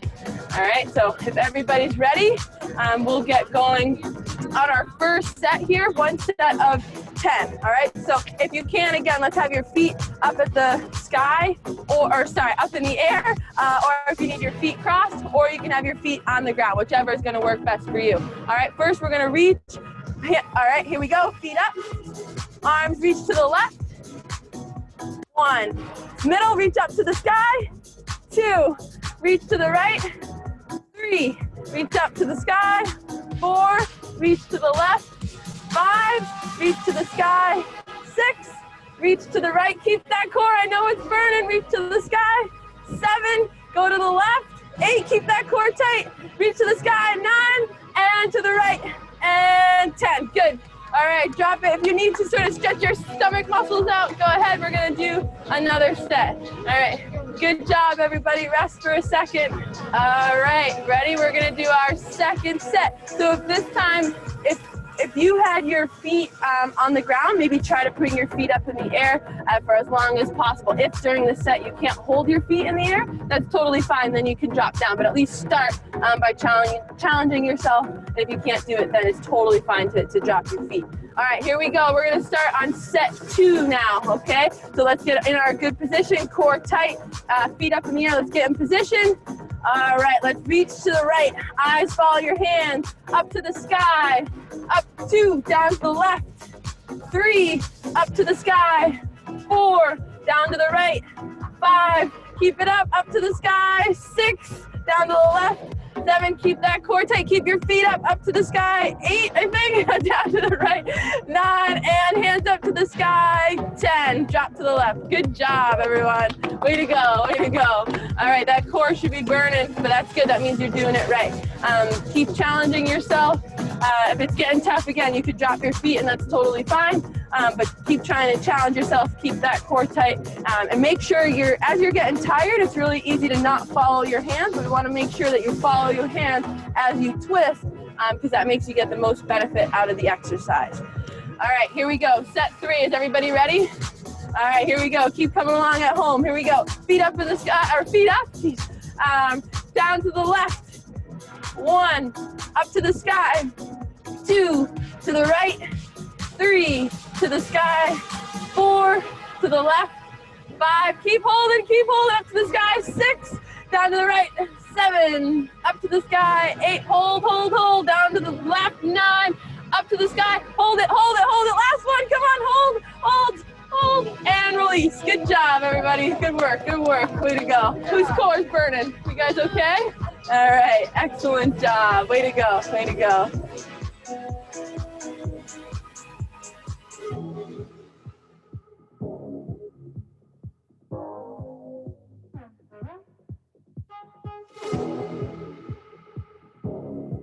I have Bridget Prentice with me. She's going to be demonstrating the next drill as I explain through it. It'll be 180 controlled hops. I'll explain the reps, but we're going to do a quick demonstration. It's going to be starting 2-foot hop, staying in controlled position. We're going to hop to our right, and then we're going to catch and control ourselves, a 180 hop, okay? So we're going to, on my go, hop to the right, stop, stick, control it, staying low. And then on my go, you're gonna go back to the left. Go. Controlled and hold. That's 1 rep. The next one, you're gonna hop to the left. Go. And then on the way back, you're gonna go back to the right. Go. Nice job. So each one staying controlled and low, going on my go. And then we'll progress it to standing on 1 foot and then hopping and catching yourself on 2 feet. The reps will be 3 reps of 6 total. Again, on my go, we'll take 30-second breaks between each one. You guys all ready here? Okay, first round here, jumping, starting on 2 feet, landing on 2 feet. All right, on my go, to the right first. Go. Go. Go. Nice, controlled and hold. Go. Go. Go. Go. Go. 2 more, staying controlled here. Go. Go. Go. Go. Nice job, guys. We'll take a 30-second rest there. Nice job, guys.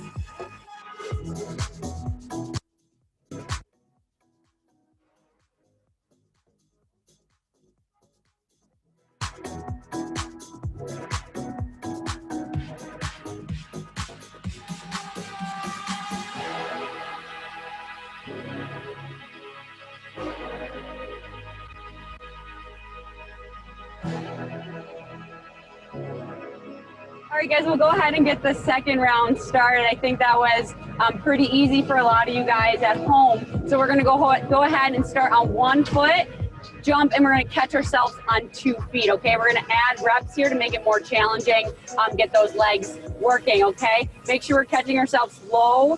You should feel your quad muscles burning on each hold, okay? We're gonna jump to the right first, starting on your right leg. Go. Go. Nice job. Back to 1 foot. Go. Go. Nice job, guys, and staying low here. Go. Go. Nice job, guys. Go. Go. Go. Go. Let's go for 2 more here, guys. Go. Nice job, staying low and controlled. Go. Nice job, guys. We'll take a rest there.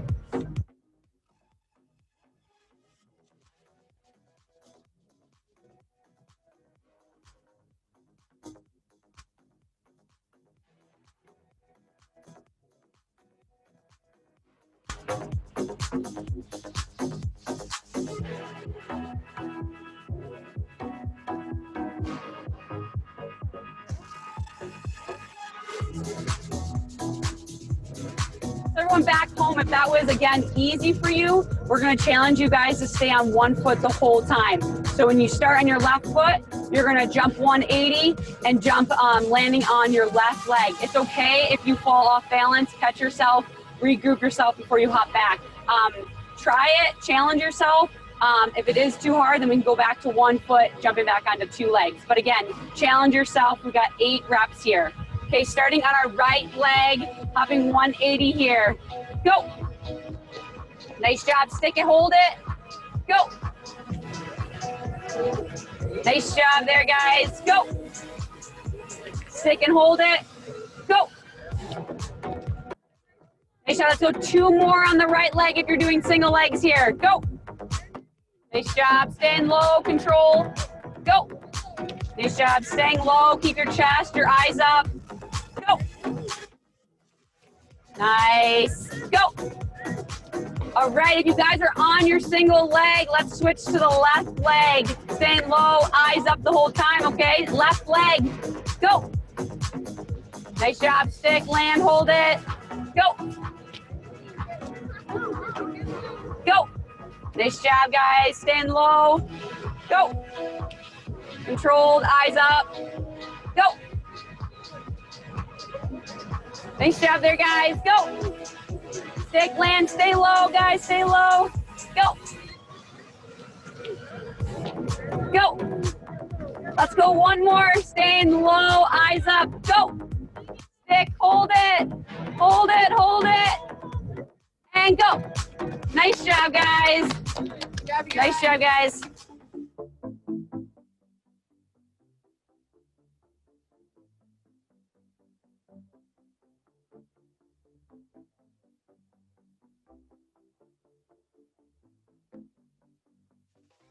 Going to be doing lunges with you today. So we're going to do a few different sets with a couple different variations. So just follow along with us. So for the lunge, we want to make sure we're just taking that step forward. Okay, as we go down, go ahead, lunge down. We make sure that our knee, we don't want our knee going above our toe. We're just lunging straight down, and then we just come back up. For this first set, we're going to keep our right foot forward, our left foot back. We'll go down and up 5 times on each leg, and then we'll end up switching legs.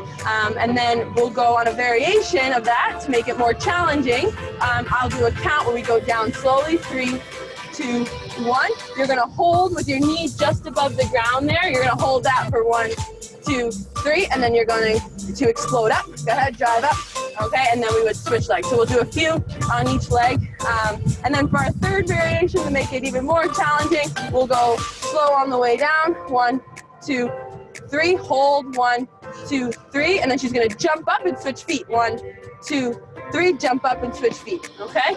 So we'll work through each of those. Those will be our 3 different sets, but we'll start on our first set, okay? Is everybody ready out here? So our first set is just left foot forward, okay? We're gonna lunge with your left foot forward, and we're gonna go down, up, 1, down, up, 2, down, up, 3. Make sure that knee down. When we go down, we don't want our toe going up or forward, okay? Up, and 1 more here, and 5. Okay, switch feet, here we go. Our right foot is forward, our left foot is back. We're gonna go, here we go, down, up, 1, down, up, 2, down, up, 3, down, up, 4, down, up, 5. All right, rest, so shake out the legs a little bit now that we've got the sort of technique down. We understand the technique. If you're at home and maybe you want a bit more of a challenge, you could do that again. Maybe hold, if you've got, I don't know, a backpack or a duffel bag, you can fill it with books and make it a little bit heavier, and that can be more challenging. But for today, we are now going to do a set where we just slow it down on my count. So as we go down, I'm going to count and you hold at the bottom. Are we ready here? All right, nice and slow, under control. Keep that chest up, your eyes pointing straight ahead the whole time, all right? Everybody's right foot is forward, our left foot is back, and here we go. On your way down, 1, 2, 3. Hold for 1, 2, 3. Explode up. Good. Stay on that same leg, so we're going to keep our right foot forward. Down, 1, 2, 3. Hold, 1, 2, 3. Explode up. Good. All right, keeping that right foot forward. We're going to go 3 more here for a total of 5. Go ahead, down, 1, 2, 3. Hold. I know it's starting to burn. Hold. Keep that chest up and raise up. Here we go. We got 1 more, I think. Was it 3, 4? We got 1 more. 2 more. 2 more. All right. Thank you, Bridget. All right, here we go. Down. 1, 2, 3. Hold. 1, 2, 3. Keep that chest up. All right. That was a quick one on you. Here we go. Last one. Last one. Here. Keep that good form. Core tight. Go ahead. Down. 1, 2, 3. Hold. 1, 2, 3, and explode up. Okay, now we have to switch legs. Good job, everybody. As we start to get tired, that chest comes forward. Really fight, fight, fight. Challenge. Keep that core tight. We want our chest up the whole time. We don't want any of this, okay? Even as you get tired, you have to focus and you have to think about keeping that chest up. All right, so our left foot is forward. Here we go. Go ahead. 1, 2, 3. Hold. 1, 2, 3. Explode up. All right, here we go. 1, 2, 3. Hold. 1, 2, 3. Up. That's 2. Good job, everybody. Here we go. Down. 1, 2, 3. Hold. 1, 2, 3. Up. I know it's starting to burn. We got 2 more. Here we go. Stay with it. Go ahead. Down. 1, 2, 3. Hold. 1, 2, 3. Up. All right. 1 more. I know the legs are burning, but fight it. Keep good form. Here we go. Down. 1, 2, 3. Hold. 1, 2, 3. Up. Good job keeping that chest up, everybody. Good job. I know the legs are burning. Take out the legs. Take 30 seconds. We've got our most challenging one yet. Here we go. All right, just hold it. So again, just as a reminder for this one, we are going to go down, hold at the bottom, and then you're going to jump up and switch your feet as you jump up. It's super important as we hold at the bottom. Again, keep that core tight. And when you're jumping up and switching feet, think about jumping up as high as you can every single jump. We're going to do 10 total, 5 each leg. And then we're going to be done with this exercise for today. All right, so let's have everybody start on their right foot forward, left foot is back, okay? All right, so you guys can lower, go ahead. 1, 2, 3, jump and switch feet, good. Hold, 1, 2, 3, jump and switch feet, that's 2, 1, 2, 3, jump and switch feet, 3, 1, 2, 3, up, 4, 1, 2, 3, up, 5, 1, stay under control, 2, 3, jump, 6, 1, 2, 3, jump, 7, get high, jump, go ahead, 3, sorry, that's 8, here we go, hold, jump, that's 9, hold, come on, and jump, go ahead, good job, that's 10, way to go, good job, whose legs are burning?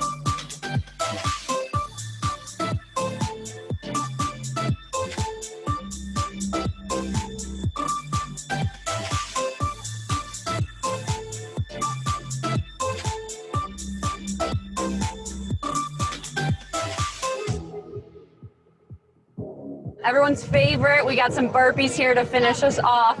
Going for 3 rounds of 10. Shelly and Sam will demonstrate a few burpees, and then we'll go ahead and get the first round started. So we'll start standing up. We'll go down, jump all the way down to the ground, push yourself up, explode your legs through, and then jump up. That's one rep. So we'll go again. So you're down, kick your legs out all the way to the ground, explode up, bring your legs through and jump up. All right, so we'll go three rounds of 10. You're gonna pick a person to follow, either Shelly or Sam. If Sam's going and that's your partner you chose, you'll go. When she's resting, you'll rest. And then the other group, Shelly will go. And if you're following Shelly, you'll go with Shelly, rest when Shelly's resting. All right, so choose Shelly or Sam. You guys are all set here. Shelly's gonna start us off first, okay? We got 10 reps going on Shelly's movement. Can anyone beat me? 10 burpees before me? All right, here we go. All right, you guys ready here? Ready, go. 1, 2, nice job, keep going. 3, 4, 5, 6. Keep going, 3 more here, guys. Keep going, keep going. Nice job, 1 more here. Woo! Nice job there, guys. Nice job. Okay, Shelly's group's gonna rest now. If you chose Sam to be your partner, we're gonna take off and do your first round of 10 here. All right, next group, Sam's group, okay? Ready, go. 10 of them here. Here we go. Who's gonna beat me? Nice, kick those legs out, explode up, 2. Oh, we got some speedy ones over here. Keep going, push through, push through. We got 5. Nice job, guys. 6, we got 4 more here. Nice, 3 more. You got it, you got it. Good job. Nice job, 1 more here, guys.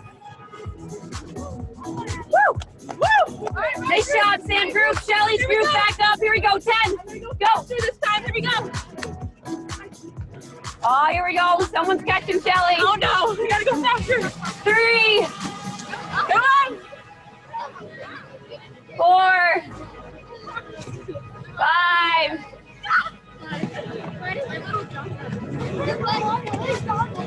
Nice job. We got 3 more, 3 more. Nice, 1 more here, guys. Woo! Nice job, Shelly's group. Sam's group back up. Round 2 of 10. Go. Sam's group, guys. How is that 2? God, you beat me. Keep going, guys. Halfway, halfway.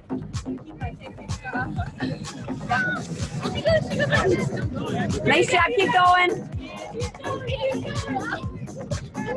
2 more here, guys.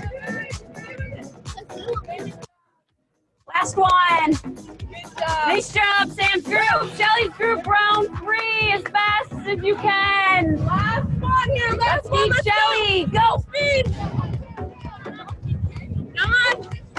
I know we're tired. Fight through it. Come on. Come on, stay with me. Here we go.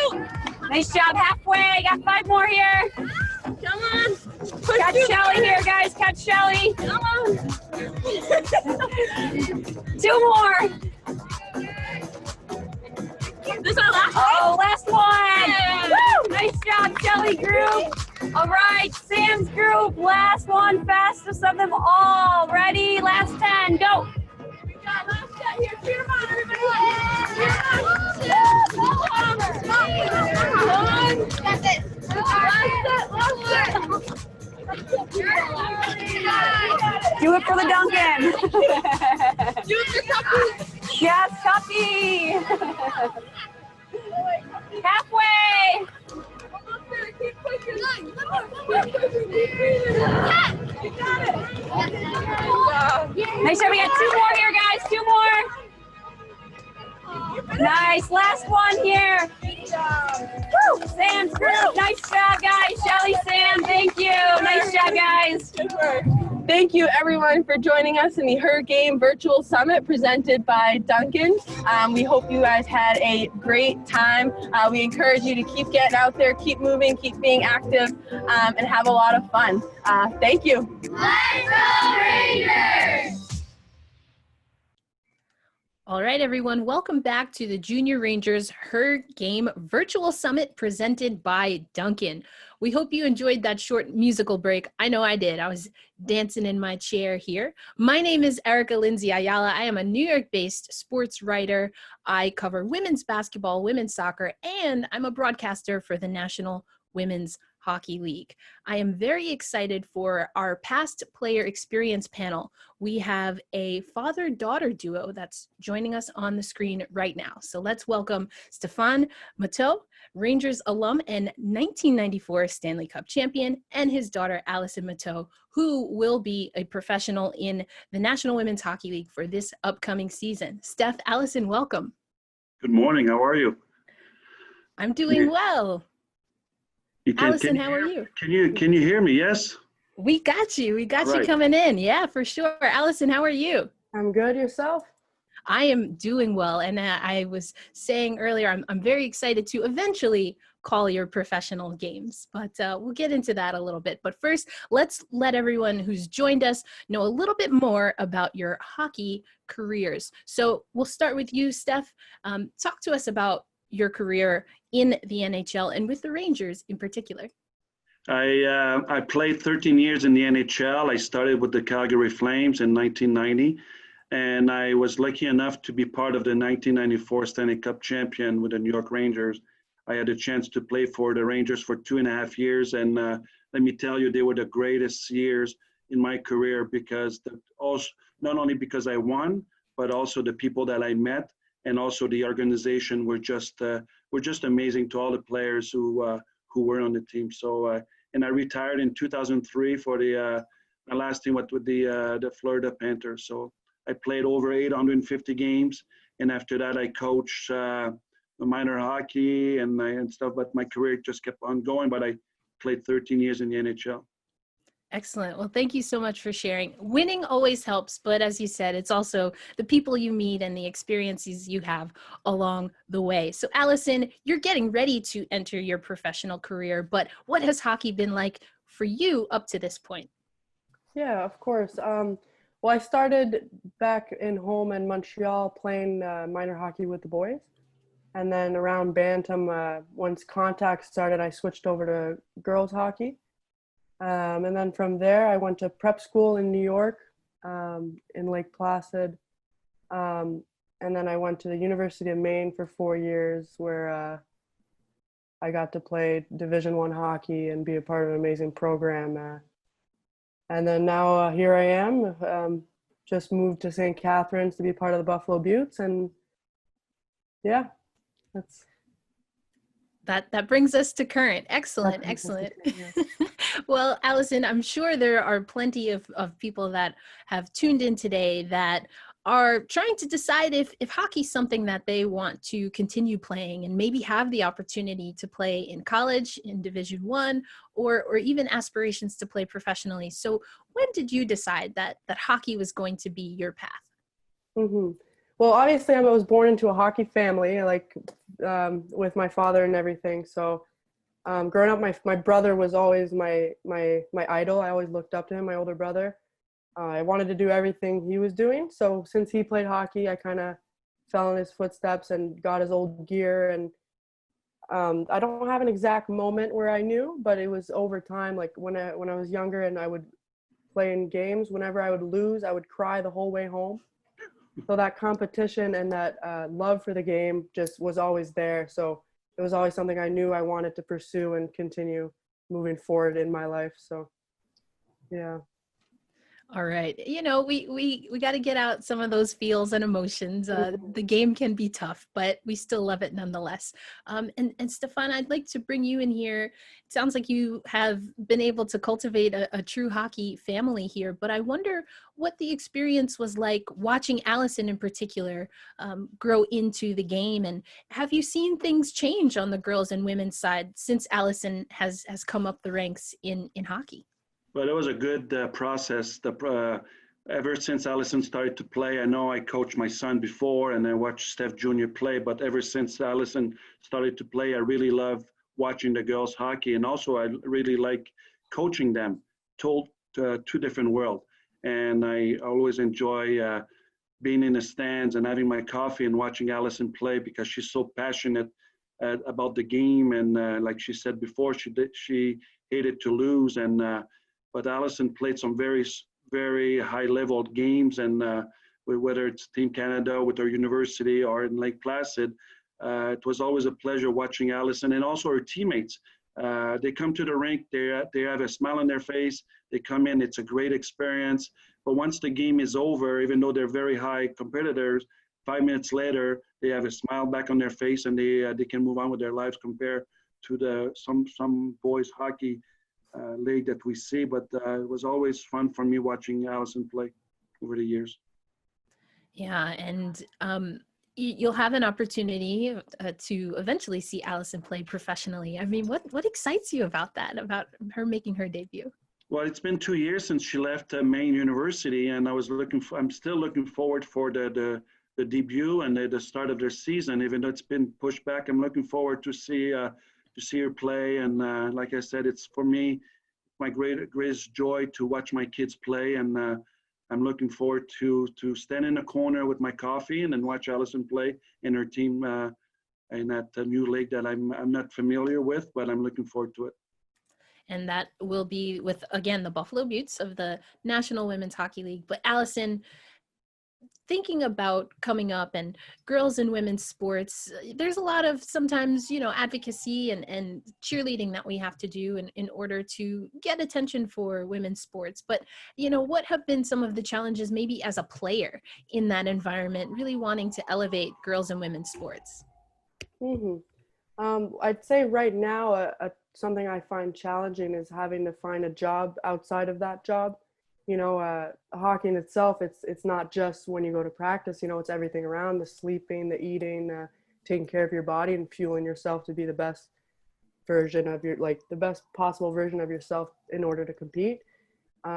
So putting another job on top of that can be challenging just in order to, stay afloat and everything. So I would say that's something I find challenging. If you look at men's hockey, there's many options in order to do that as an only job. So yeah, that would be my challenge, I'd say. Yeah, and I'm sure there are parents that are listening. And so Steph, I would love to have you chime in. Did you notice that there was a different level of involvement or different sacrifices that were required to keep Allison playing as opposed to your son? Well, we as a family, when Allison decided to go to Northwood in Lake Placid, there was a financial challenge, and I know a lot of parents, they go through that challenge, and I've been playing in the NHL for a few years. That allowed Ali to go to Northwood. But then after that, the college world, it was pretty easy for Ali. We visited a few places, and when she decided to go to Maine, they offered her a full scholarship, right? So the challenge, it's on our side, it's not the same that some of the families will have to face, but it's what a great experience it was for 4 years. And she played some great teams, and she made a lot of good friends on that in the league. And the challenge is, it's like she mentioned right now, that she will have to find a job because it's not the same world in the NHL or the AHL. So, but she's going there with a great attitude, and if she doesn't have the answer, she's not afraid to raise her hand and just to ask some questions around. And she's going there with some friends that she already knows, so they're going to go through the same challenges together. So she's not alone in that process. And we're here, of course, for the Her Game Virtual Summit. And not only is this an opportunity to encourage girls and women in hockey, but also to make sure that we're getting the young people moving and out and about, especially given what's happening in the world. So Allison, what are some of the ways that you're staying sharp with some of your skill set, even though, at least for the last several months, you might not have been able to get on the ice as much as you wanted to? Of course. Well, when I was living back in Montreal, we lived right by a mountain. So me and my dog, I have a little mini golden doodle, we would go hiking a lot for cardio reasons and stuff. And my dog also, again, I like to stick handle, and she tries to get the ball away.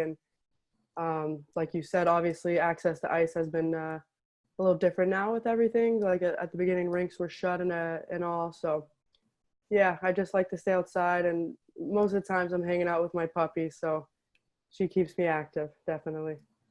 And growing up, maybe did you have some favorite drills? Let's talk about on ice, because we just saw we had a skills presentation before the DJ. What were maybe some of your favorite drills and maybe your not so favorite drills? Well, I like taking slap shots, and just trying to get the hardest shot possible and one-timers and stuff. And my dad and I would go on and just work on some quick feet. And I'm a defense, so just always working on, he would start forward and me backwards, and I'd try to get there as fast as possible, racing him almost, and stuff like that I enjoyed doing. What I least enjoyed would probably be just straight up bag skating. I know it helps, but I like competing more than I like practicing. So in a game I'll go all out, but it's a different mindset when you're just on the line and going back and forth. So that's my least favorite. Fair enough. And if I remember correctly, at least on this panel, we have a defender and we also have a forward. So maybe what was it like at home being able to play hockey, or at least practice skills all together as a family step? Well, one of the best memory I ever had was a few years ago. We played on the 3-on-3 league in my son's league, and we were on the line with Ali and Steph Jr., and Ali at the end of the game almost started a brawl. So she's very competitive, and she could be very mean. Like I said, we mentioned before, once Ali's on the ice, she competes at the highest level. And just watching her play, and she's very passionate. I would not, even though I'm a former NHL player, it was hard for me to tell her what to do, because she already knew it. She was very smart. IQ in hockey for her, she's above the chart, and once she's on the ice, she can do anything as possible. So Buffalo are very lucky to have her on their team, that's for sure. And so do you think she picked up those good habits from you, or did she find them somewhere else? A lot of people make that comment because I play in the NHL. Ali, when she was ready, she was on her own time, and she took her time. She observed, and I didn't think she was going to pick that up. And all of a sudden, in one hockey school that I was involved with in my hometown, she just came on, and she knew how to skate right away. And but I never pushed her. I just like, Ali, is that what you want to do? And I think with all the kids are watching right now, it's that you have to want it to be on the ice and have fun with the process. It's such a good sport. And if you go there crying every single time there's a practice early in the morning, then maybe it's not the right sport for you. But in Ali's turn, like, she was so happy to be on the ice. That was her happy place, and her talent just spoke. Also, like, she played, like I said before, she played in the highest level in the hockey allowed in her sport. Yeah, and will continue to do so. And Allison, for you, I mean, hearing your father speak, it sounds like you kind of found your own way in the game, even though you had a lot of resources to your disposal. What was it about the game, or what is it about the game that keeps you going year after year and really trying to refine your skills to be an elite level player? Yeah, so like I mentioned earlier, the competition part of it, I absolutely love, just the rush and like a game day, and like just, that feeling of getting ready for something and doing it with your teammates who become a family, outside of family. I love being a part of a team. Like, that's what brought me back to the game this year. Actually, I missed it so much, like taking a year off and everything. It's just such an amazing environment, like he mentioned. Like, it brings so many things outside of hockey even, and so many skills that you learn, and it's a really rewarding thing to be a part of. So excellent. And as we start to wind down for this panel, I'd like to ask you both, what do you see as the opportunities for a program like the Junior Rangers and even the NHL, to really help build girls and women's hockey and overall make hockey a more diverse sport? Well, the Rangers are doing the NHL, but also the New York Rangers are doing a great thing around. We're in about 40 to 60 rinks around New York, and there's a lot of young hockey players, including girls, who are in the programs, and they're doing the right thing by not pushing them. They want, first of all, we put them on the ice and we introduce them to the game of hockey. If they like it, there's a second level, third level of programs that they have to offer. So they're doing a great job, and hopefully that we're going to keep going. But we have a very good system in place. Great people they care about once the kids are on the ice. There's probably sometime 8 to 12 of us to 60 kids on the ice. So it's a great program, and I'm looking forward to start again this year. And Allison, what would you add?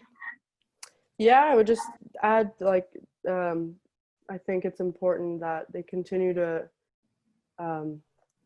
provide exposure and support for women's athletes, and not just hockey. There's a lot of other sports out there with women trying to make it up in higher rankings. So I think to continue to expose that and support that, and I think that'll continue to make the game go up. Well, we thank you both for your time. This was our player experience panel, of course, with Steph Matteau and his daughter, Allison. Steph, we thank you for everything that you've contributed as a player and continue to do so as a coach. And Allison, we look forward to seeing you hit the ice with the Buffalo Beauts in the NWHL. But it was a delight to talk with you both today. Thank you very much. Thanks for having us. Have a good day. Yes. Thank you.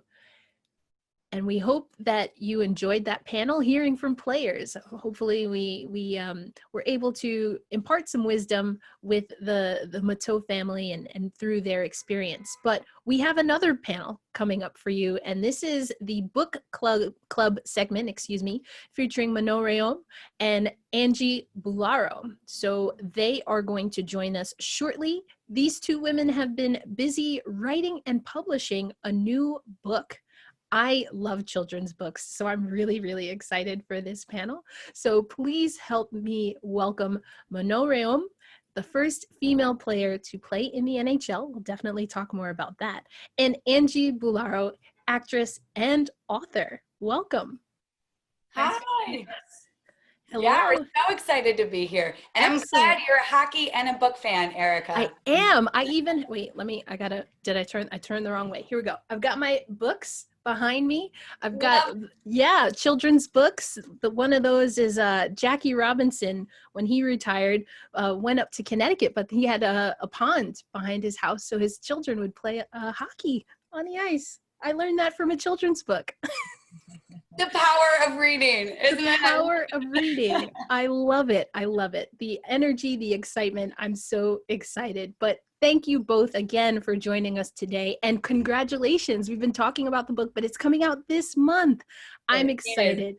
So why don't we start there? Manon, Angie, let us know a little bit about this children's book. Sure. So here it is. Here's an advanced copy of it, which was really exciting when it came out. We've been working on this, how long, Manon? 3, 4, 5 years? A long time. And, I was just really inspired by Manon's story, this amazing thing that she did. And I'm going to let her tell you all about it, but found her story and was like, how do we not know about this? How are there not children's books about it? How are there not movies about it? How is this not all over the place? And so I think I made it my personal mission to get her story out there because it's so powerful. And Erica, I'm sure one of the reasons why you love children's books too is because they're so inspiring. And children's books, they show us what's possible in the world, right? And they transport us to these amazing places that we didn't even know existed. And so you think about how many people maybe didn't know that girls could play hockey, especially when Manon was younger. She didn't know other girls were playing hockey. But if we had books that showed us that, it shows us all the possibilities that there are. And so that was really one of the big things I wanted to do with the book, is just show kids, and especially girls, like the world is just wide open for you. And that's kind of, that was Manon's message too, I think. Just watching her play and what she went through, it was all about dreaming big, working hard, and never giving up. I love that. Angie, your excitement for this story is palpable, even through these virtual digital times. But we have Manon here. And so the subject of this children's book, so Manon, why don't we start just from the beginning, your hockey journey. How did things get started? And then we'll go to the history making.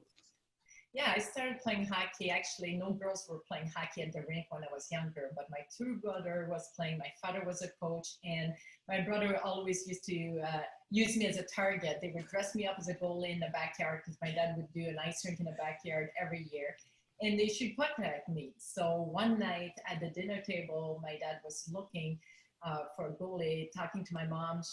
He said, "I don't know who I'm going to pick for this tournament. Nobody showed any interest to play goalie coming up. And I know someone's going to be disappointed. They're going to have to play goalie." And I turn around and I'm like, why not me? I do it all the time with my brother here.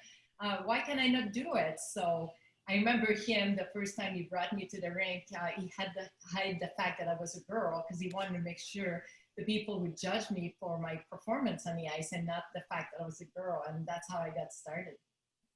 I love that. And you talk about even as a family really trying to, or having to earn your space, right, in hockey. So the history making part, and we mentioned this at the top of the panel, is that you were able to compete in the NHL. Did you ever think that that was possible? You know, at some point when I became the first girls to play in the Pee Wee tournament, I remember having some interviews, media interview, and someone asked me that question: do you think we're going to see a woman in the NHL one day? And my answer at 11 years old was, maybe if we give her a chance, the same way we give a chance to the boys, maybe we'll see a girl in the NHL one day. And she asked me if I was ready to fight for it. And I said, yes. And back then I was 11, not that I saw anybody, but someone asked me that question. And along the way, often people said no to me because I was a girl, but I found different way, different path to keep going and make it to the next level and make it to the next level. And finally, I got invited to Tampa Bay. And at that time, I said to myself, you know what, this time someone's giving me an opportunity to go for it.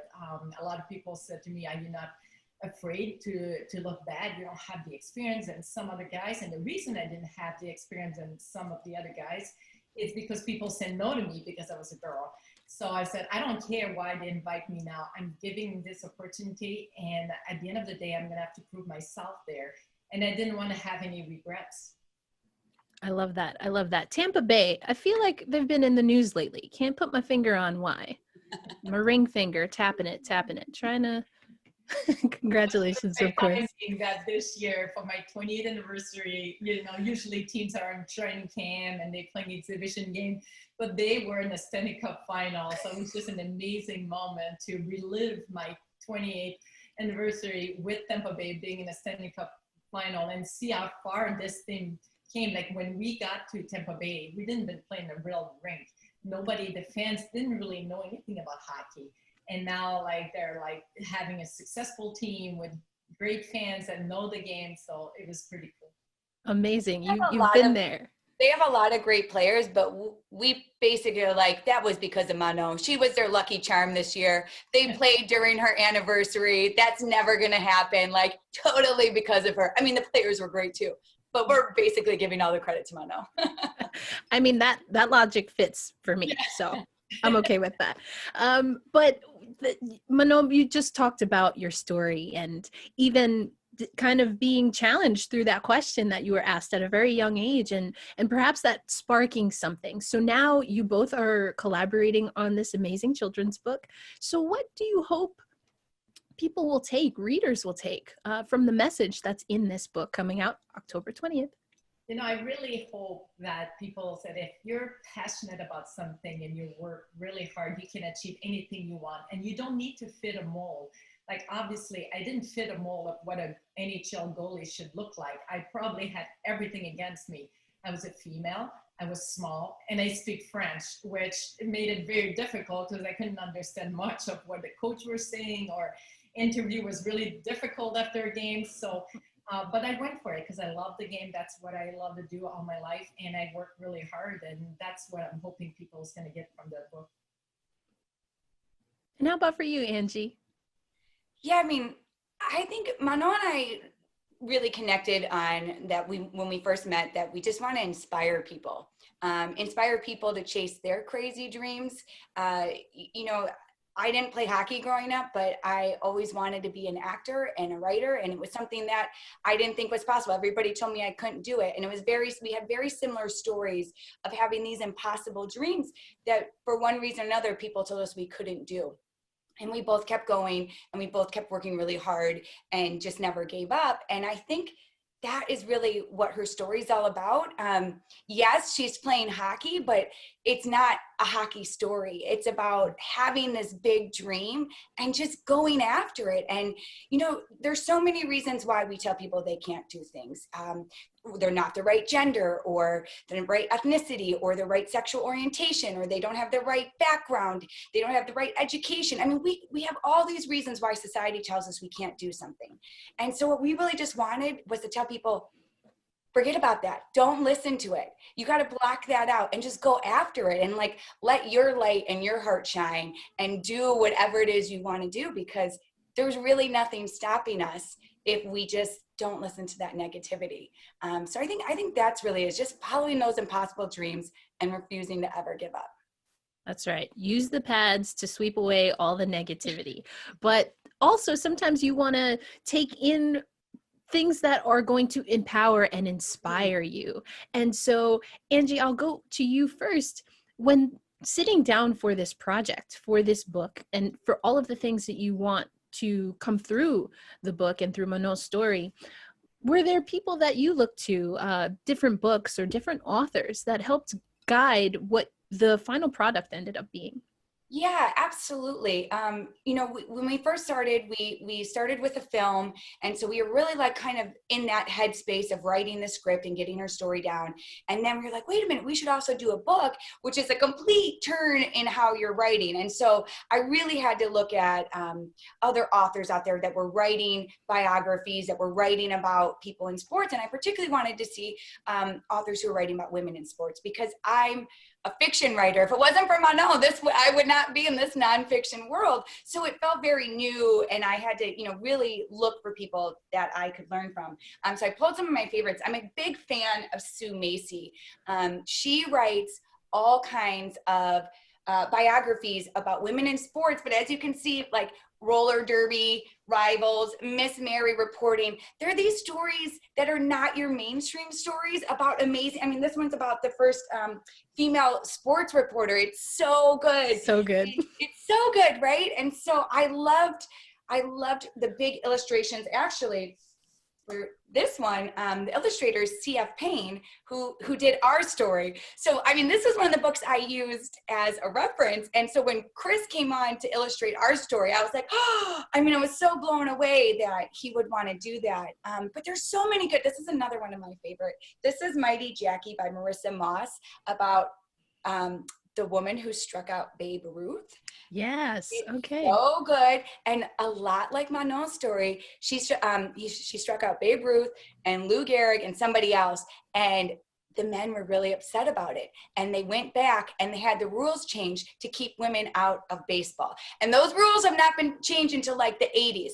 So for 50 years, women couldn't play baseball because some men were threatened by it. And I think that's, you know, also Manon's story of like, people tried to hold her down because they didn't want to see a woman succeeding, and guys didn't want to be beaten by a woman. And she was just like, no, I'm still going to do it. And then, of course, I don't know if you guys know the Who Was, the Who Is series, but I love this series. They're all biographies. Now they're doing places and monuments, but they're really great. It's a really great middle grade series. Also, you know, there's stories in here about people that we don't really know that much about, and so they're getting their light coming. Also, we're hoping to have soon, we're working on a middle grade chapter book about Manon, so everybody keep your fingers crossed. Ooh. And then my last one, which is another one of my favorite, is Salt in His Shoes, about Michael Jordan, just kind of how he got started and everything that he had to overcome. So yeah, I mean, there are lots of really great books out there. There are not as many books out there about women in sports as I want there to be. So keep buying the ones that are out there so everybody realizes how much we want these stories, and then we'll keep writing more of them because they're so important. I love that. I love that. And Angie, I've decided that you and I are going to have to just go back and forth and share our favorite children's books because your collection was fire. So I'm pretty excited about that. I would love that. And I'm just looking at the chat here. I have Madeline says, hi, Auntie Angie.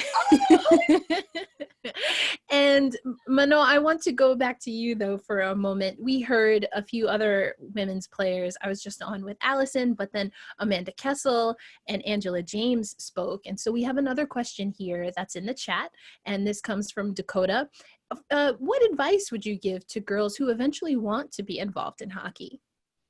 You know, if they love the sports, you know, it's to start playing like any other, like look at your local place and see if they have girls hockey. The difference between now where when I started, I didn't have any option. The only option was to play with the boys, but now hockey grew so much. I'm coaching a young girls team in Michigan, and if you're young girls who want to start playing hockey, you go to the rink and they have girls team, which is great because part of the sports, it's not just being on the ice and play the sports, but being part of a team and in a locker room and the sleepover and your teammate. And this is like the fun part of being a part of a team. And it was really hard for me when I was younger because being the only girl, I didn't have the sleepover after a game with another teammate, or you go on the road. And when I played pro, I had my own locker room. I was going on the road, I had my own room, so I didn't feel, you know, it was a little bit lonely at time, but I love the sport so much, and that was my only option. But now it's so much more option. You can go out there and start playing like any other boys starting playing hockey. Yeah, absolutely. And I know that there are still some sports, and in some places hockey is one of them, where it is a little bit difficult for girls, whether it's because they have separate locker rooms or dressing rooms, or because maybe they're the only girl in their community that's playing hockey, that it can be difficult. So what are some ways outside of hockey, Manon, that you found ways to connect with other girls in particular that were your age, and how do you think that maybe that helped you as you were playing hockey?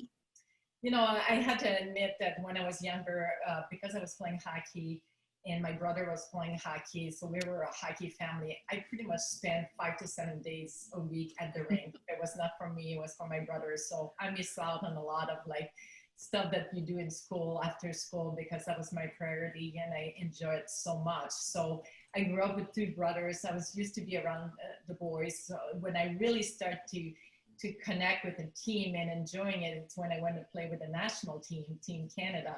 And it was like, it was just a different way to approach a team when you're in the locker room with everybody else. You hear all the story before the game. After the game, not only you got to enjoy a victory, but you're there in the locker room changing, talking about it. So to me, that was like was missing when I was younger. But I loved the game so much that it didn't bother me to have to play with the boys. And so I think what you're referring to, Mano, is sacrifice, or maybe another way to say it is the discipline that it takes to play at an elite level. And we definitely want to let people know where they can get the book. And so some of that's already in the chat, but we have a question here, Mano. What advice would you give to someone who does want to have that discipline to be able to play at the next level, whether that's in one of the women's professional options, the NWHL, the PWHPA, or maybe they follow your footsteps and play some games in the NHL? I say it's work ethic is the number one thing. I always tell my girls, if you remember one thing from anything that I'm going to teach you, it's working hard, and working hard when nobody's watching. You know, it's always easy to try to do something when the coach is watching what you're doing. But if you work hard to make yourself better, instead of working hard to please someone, that's how you're going to get better. And I think it's so important. And be disciplined, like to make sure you take care of yourself, not just on the ice, but off the ice, and go to bed early and eat good, and always try to improve yourself. Do the extra. I remember when I played pro, I was often the 3rd goalie on the team. So I was always the first one on the ice, always the last one to leave the ice. I always find different way to make myself better because I wanted to be on the team and be part of that team.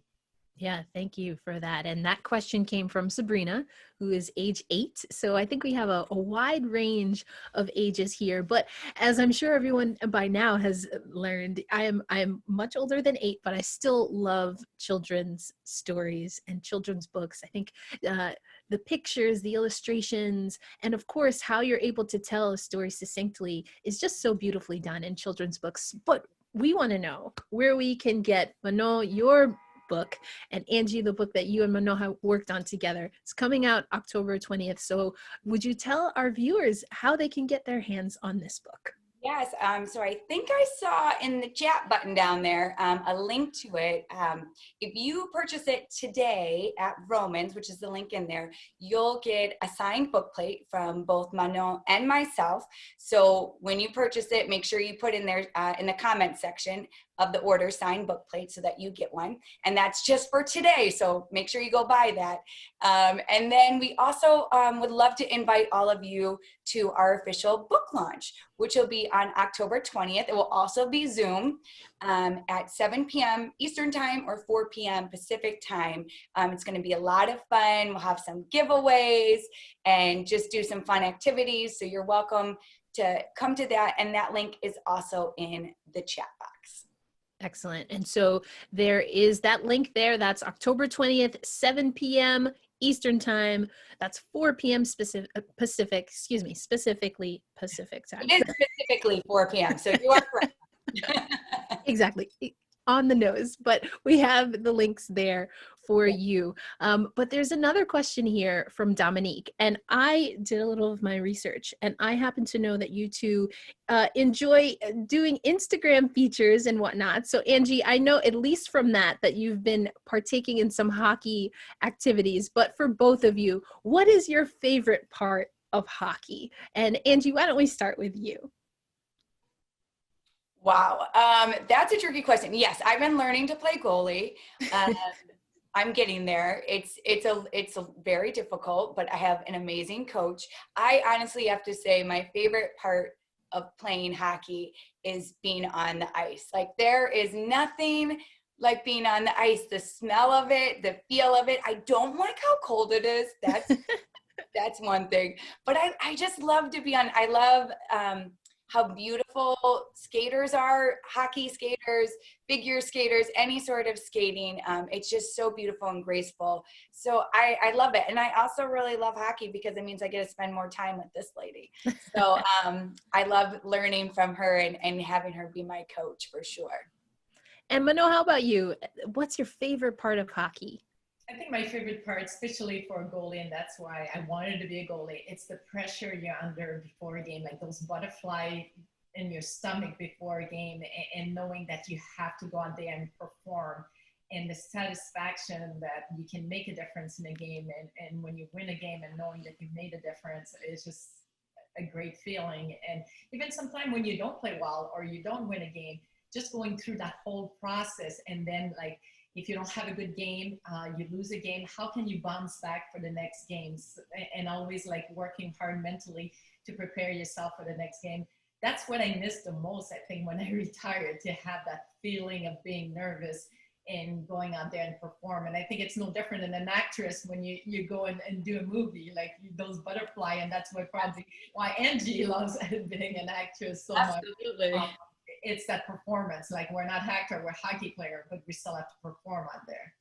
I love that. Yeah, absolutely. And it's the same when you have to get on air and speak to two amazing, powerful women.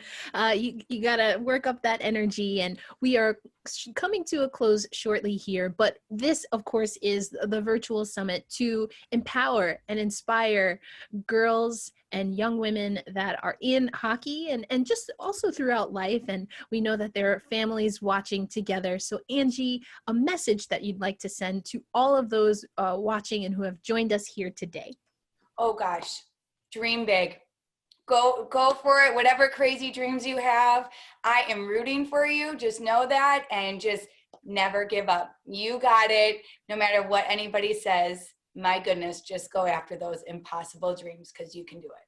I love that. And we're going to take another question. Manon, this might be a good one for you.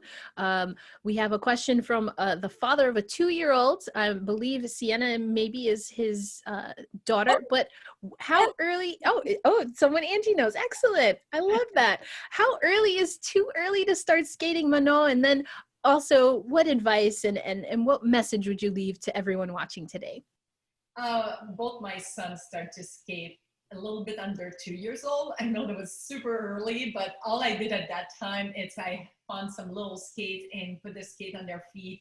And I would take them a little bit on the ice in my arms and putting them on the ice just to get a feel for the ice and knowing what a skate is all about. And and I remember with both my boys, like when I started to play, sometimes they would get dressed like at 2.5, 3 years old and just want to be there for 5 minutes. And they're like, I'm done. And I would pick them out of the rink because you don't want to force something. You want to make them enjoy it. And as they get better and can stand on their skate, they would have more fun and they want to stay longer. So it's to be patient, pushing the kids and make them feel what is this heist and falling down and getting up, and eventually they get the hang of it and they really enjoy it. Excellent. And then finally, anything that you'd like to offer, Manon, to everyone watching and keeping them inspired and encouraged? You know, what I said is sometimes like when someone say no to you, it's very difficult and you're often people give up or doesn't want to try harder. So every time you face adversity or someone said no to you, someone cut you, you're not picking for playing on the power play. It's the end of the game and the coach picks 6th player and you're not the one that's got chosen to go on the ice. It's instead of being discouraged, use that as a motivation to do better and prove people wrong. You get cut from the team, go back home, work harder and say, I'm going to prove them wrong. You didn't play the last shift of a game, you're disappointed. And it's okay to be disappointed, it's normal. But use that as like, why was I not the person chosen for that moment? And I'm going to work hard, I'm going to do something different to bring my game at the next level, and then I'll be the one chosen for that moment. So changing your mindset when you feel disappointment, I think can really help you to make it to the next level. Well, that is great advice, Manon. Thank you so much to Manon, to Angie. And I know I'm excited to get my hands on a copy of this book, again, out on October 20th. And there is a link in the chat for that. Cannot wait to read Breaking the Ice. Thank you. Of course. And on behalf of the Junior Rangers and Dunkin, we want to thank everyone that offered questions and that joined us for this panel. But we're going to bid adieu to Manon and Angie. And coming up next is a guided meditation presented by Northwell Health. So let's welcome Lisa Bondi back onto the screen.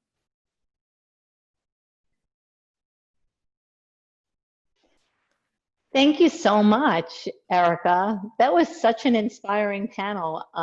Like you, I also love children's literature. It is terrific. So I would like to offer a meditation to everybody, to the girls and your families if you're joining in. And this meditation, first I'd like to just mention the word resilience, because we're living in a time when it's really important to have that ability, to have the capacity to recover quickly from difficulty. And it's a certain toughness, but it also comes from like a deep well within. And that well we fill up through inspiration. We dig deep and we find it. I find this whole summit to be so inspiring and empowering, and go girl power, So that being said, one of the ways that we fill up that well is to relax deeply, and meditation helps us to relax deeply. Now, there's been a lot of, strengthening and hard work here. Now, for some of us, it's even the hardest thing to do is to rest and to relax. And so I'm going to lead you through a guided relaxation. So you can begin by lying down on your backs, and know that this might not be an easy thing to do. See how it goes for you. So lying down on your back, and you could take a stuffed animal or a pillow or a hockey puck and place it on your belly. And you're going to take it for a ride here as you lie down, and breathe. So take a deep breath in through your nose and exhale with a sigh from your mouth. Good, and again, take a deep breath in through your nostrils. Fill to the bottom of your lungs and all the way up. And exhale with a sigh from your mouth. And relax your face. And relax your jaw. And feel your mouth get soft. Feel your mouth get soft. Your lips and teeth part a little bit. Feel the muscles of your face relax. And feel your eyes soft in the sockets, gently closed.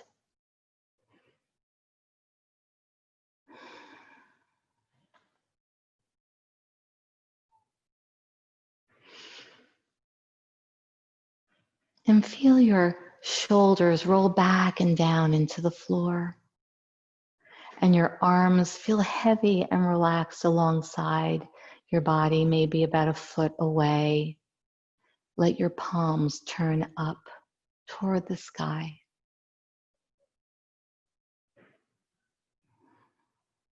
Soften, let go of any tension or holding that you might feel in your arms, in your hands.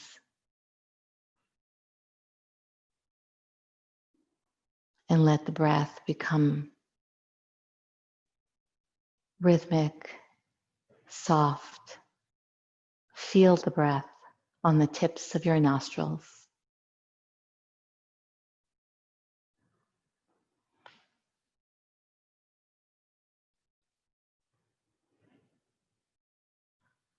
And feel your belly soft and relaxed, and your hips and your glutes relaxed.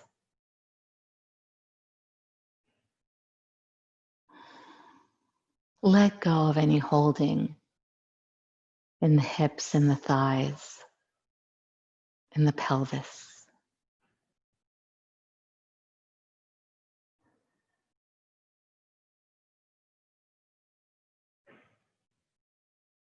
Feel your legs heavy and dropping into the floor. Just releasing out any tension and melting all tension away like you're an ice cream cone on the sidewalk in the summer. Just melting here into a puddle of sweetness.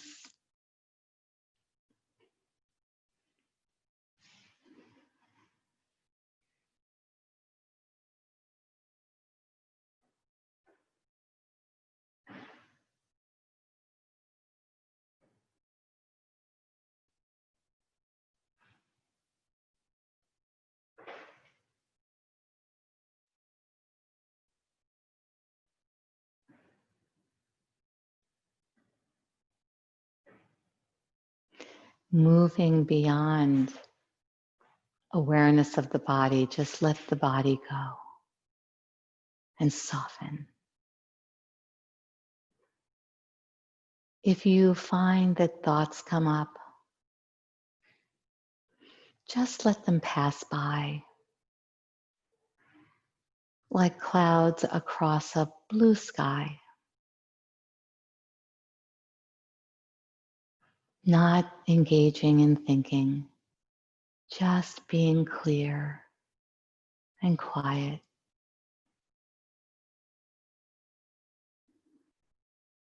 And when you relax into this state, know that this is where we can find deep healing and recovery and restoration of our energy.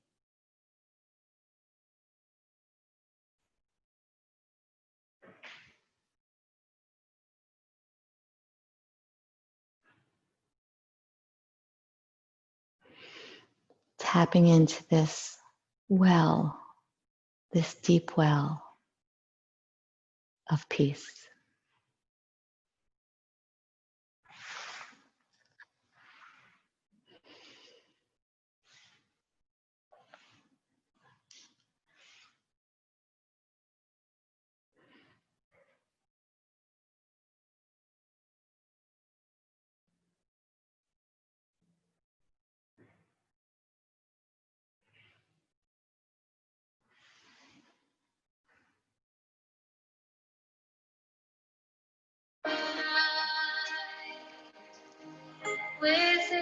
Mm-hmm.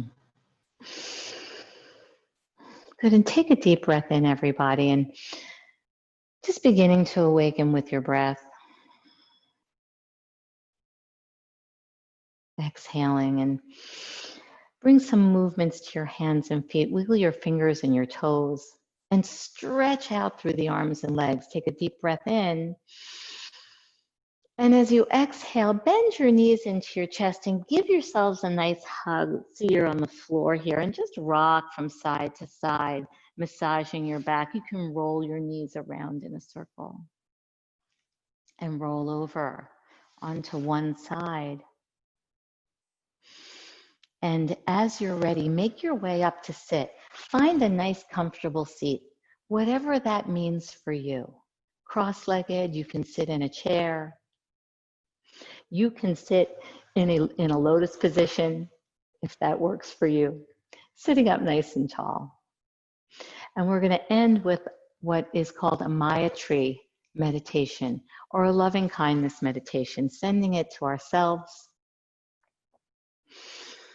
So let's just take a moment to close the eyes, enjoying this stillness and this peace that we have created and found and rediscovered within. And let's bring the palms together at the heart center and repeat after me, everybody. May I be filled with loving kindness. May I be filled with loving kindness. May I be healthy and safe. May I be healthy and safe. May I be peaceful and at ease. May I be peaceful and at ease. May I be happy. May I be happy. Let's repeat it again. May I be filled with loving kindness. May I be filled with loving kindness. May I be healthy and strong. May I be healthy and strong. May I be peaceful and safe. May I be peaceful and safe. May I be happy. May I be happy. And now let's send that out to our heroes. Send that out to those that inspire us, our loved ones, anyone that you want to send it out to. May you be filled with loving kindness. May you be filled with loving kindness. May you be healthy and strong. May you be healthy and strong. May you be peaceful and safe. May you be peaceful and safe. May you be happy. May you be happy. And let's send this meditation, this prayer out to all of us, to our loved ones, to our communities, our schools, our teachers, to our towns and our cities, to our nations, to the whole world, to all beings everywhere. May we be filled with loving kindness. May we be filled with loving kindness. May we be healthy and strong. May we be healthy and strong. May we be peaceful and safe. May we be peaceful and safe. May we be happy. May we be happy. Thank you, everybody, so much for your kind attention, and thank you for all that you've given today. You've been so inspiring. It's been my pleasure. And that's our program. We want to thank you all so much for joining us today for the Her Game Virtual Summit. We hope that you are leaving this event feeling empowered and that you are hopeful for the future of women in hockey and all of sports. A huge thank you, of course, to Dunkin. We saw Cuppy earlier today for their support of this event. To find more of this content, you can go to Junior Rangers on social media, on the web, and so that's juniorrangers.com, and make sure to follow them on Instagram, Twitter, all of the places on social media. And again, I want to thank you, Erica Ayala, saying thank you, enjoy the rest of your day, and we hope to see you back soon.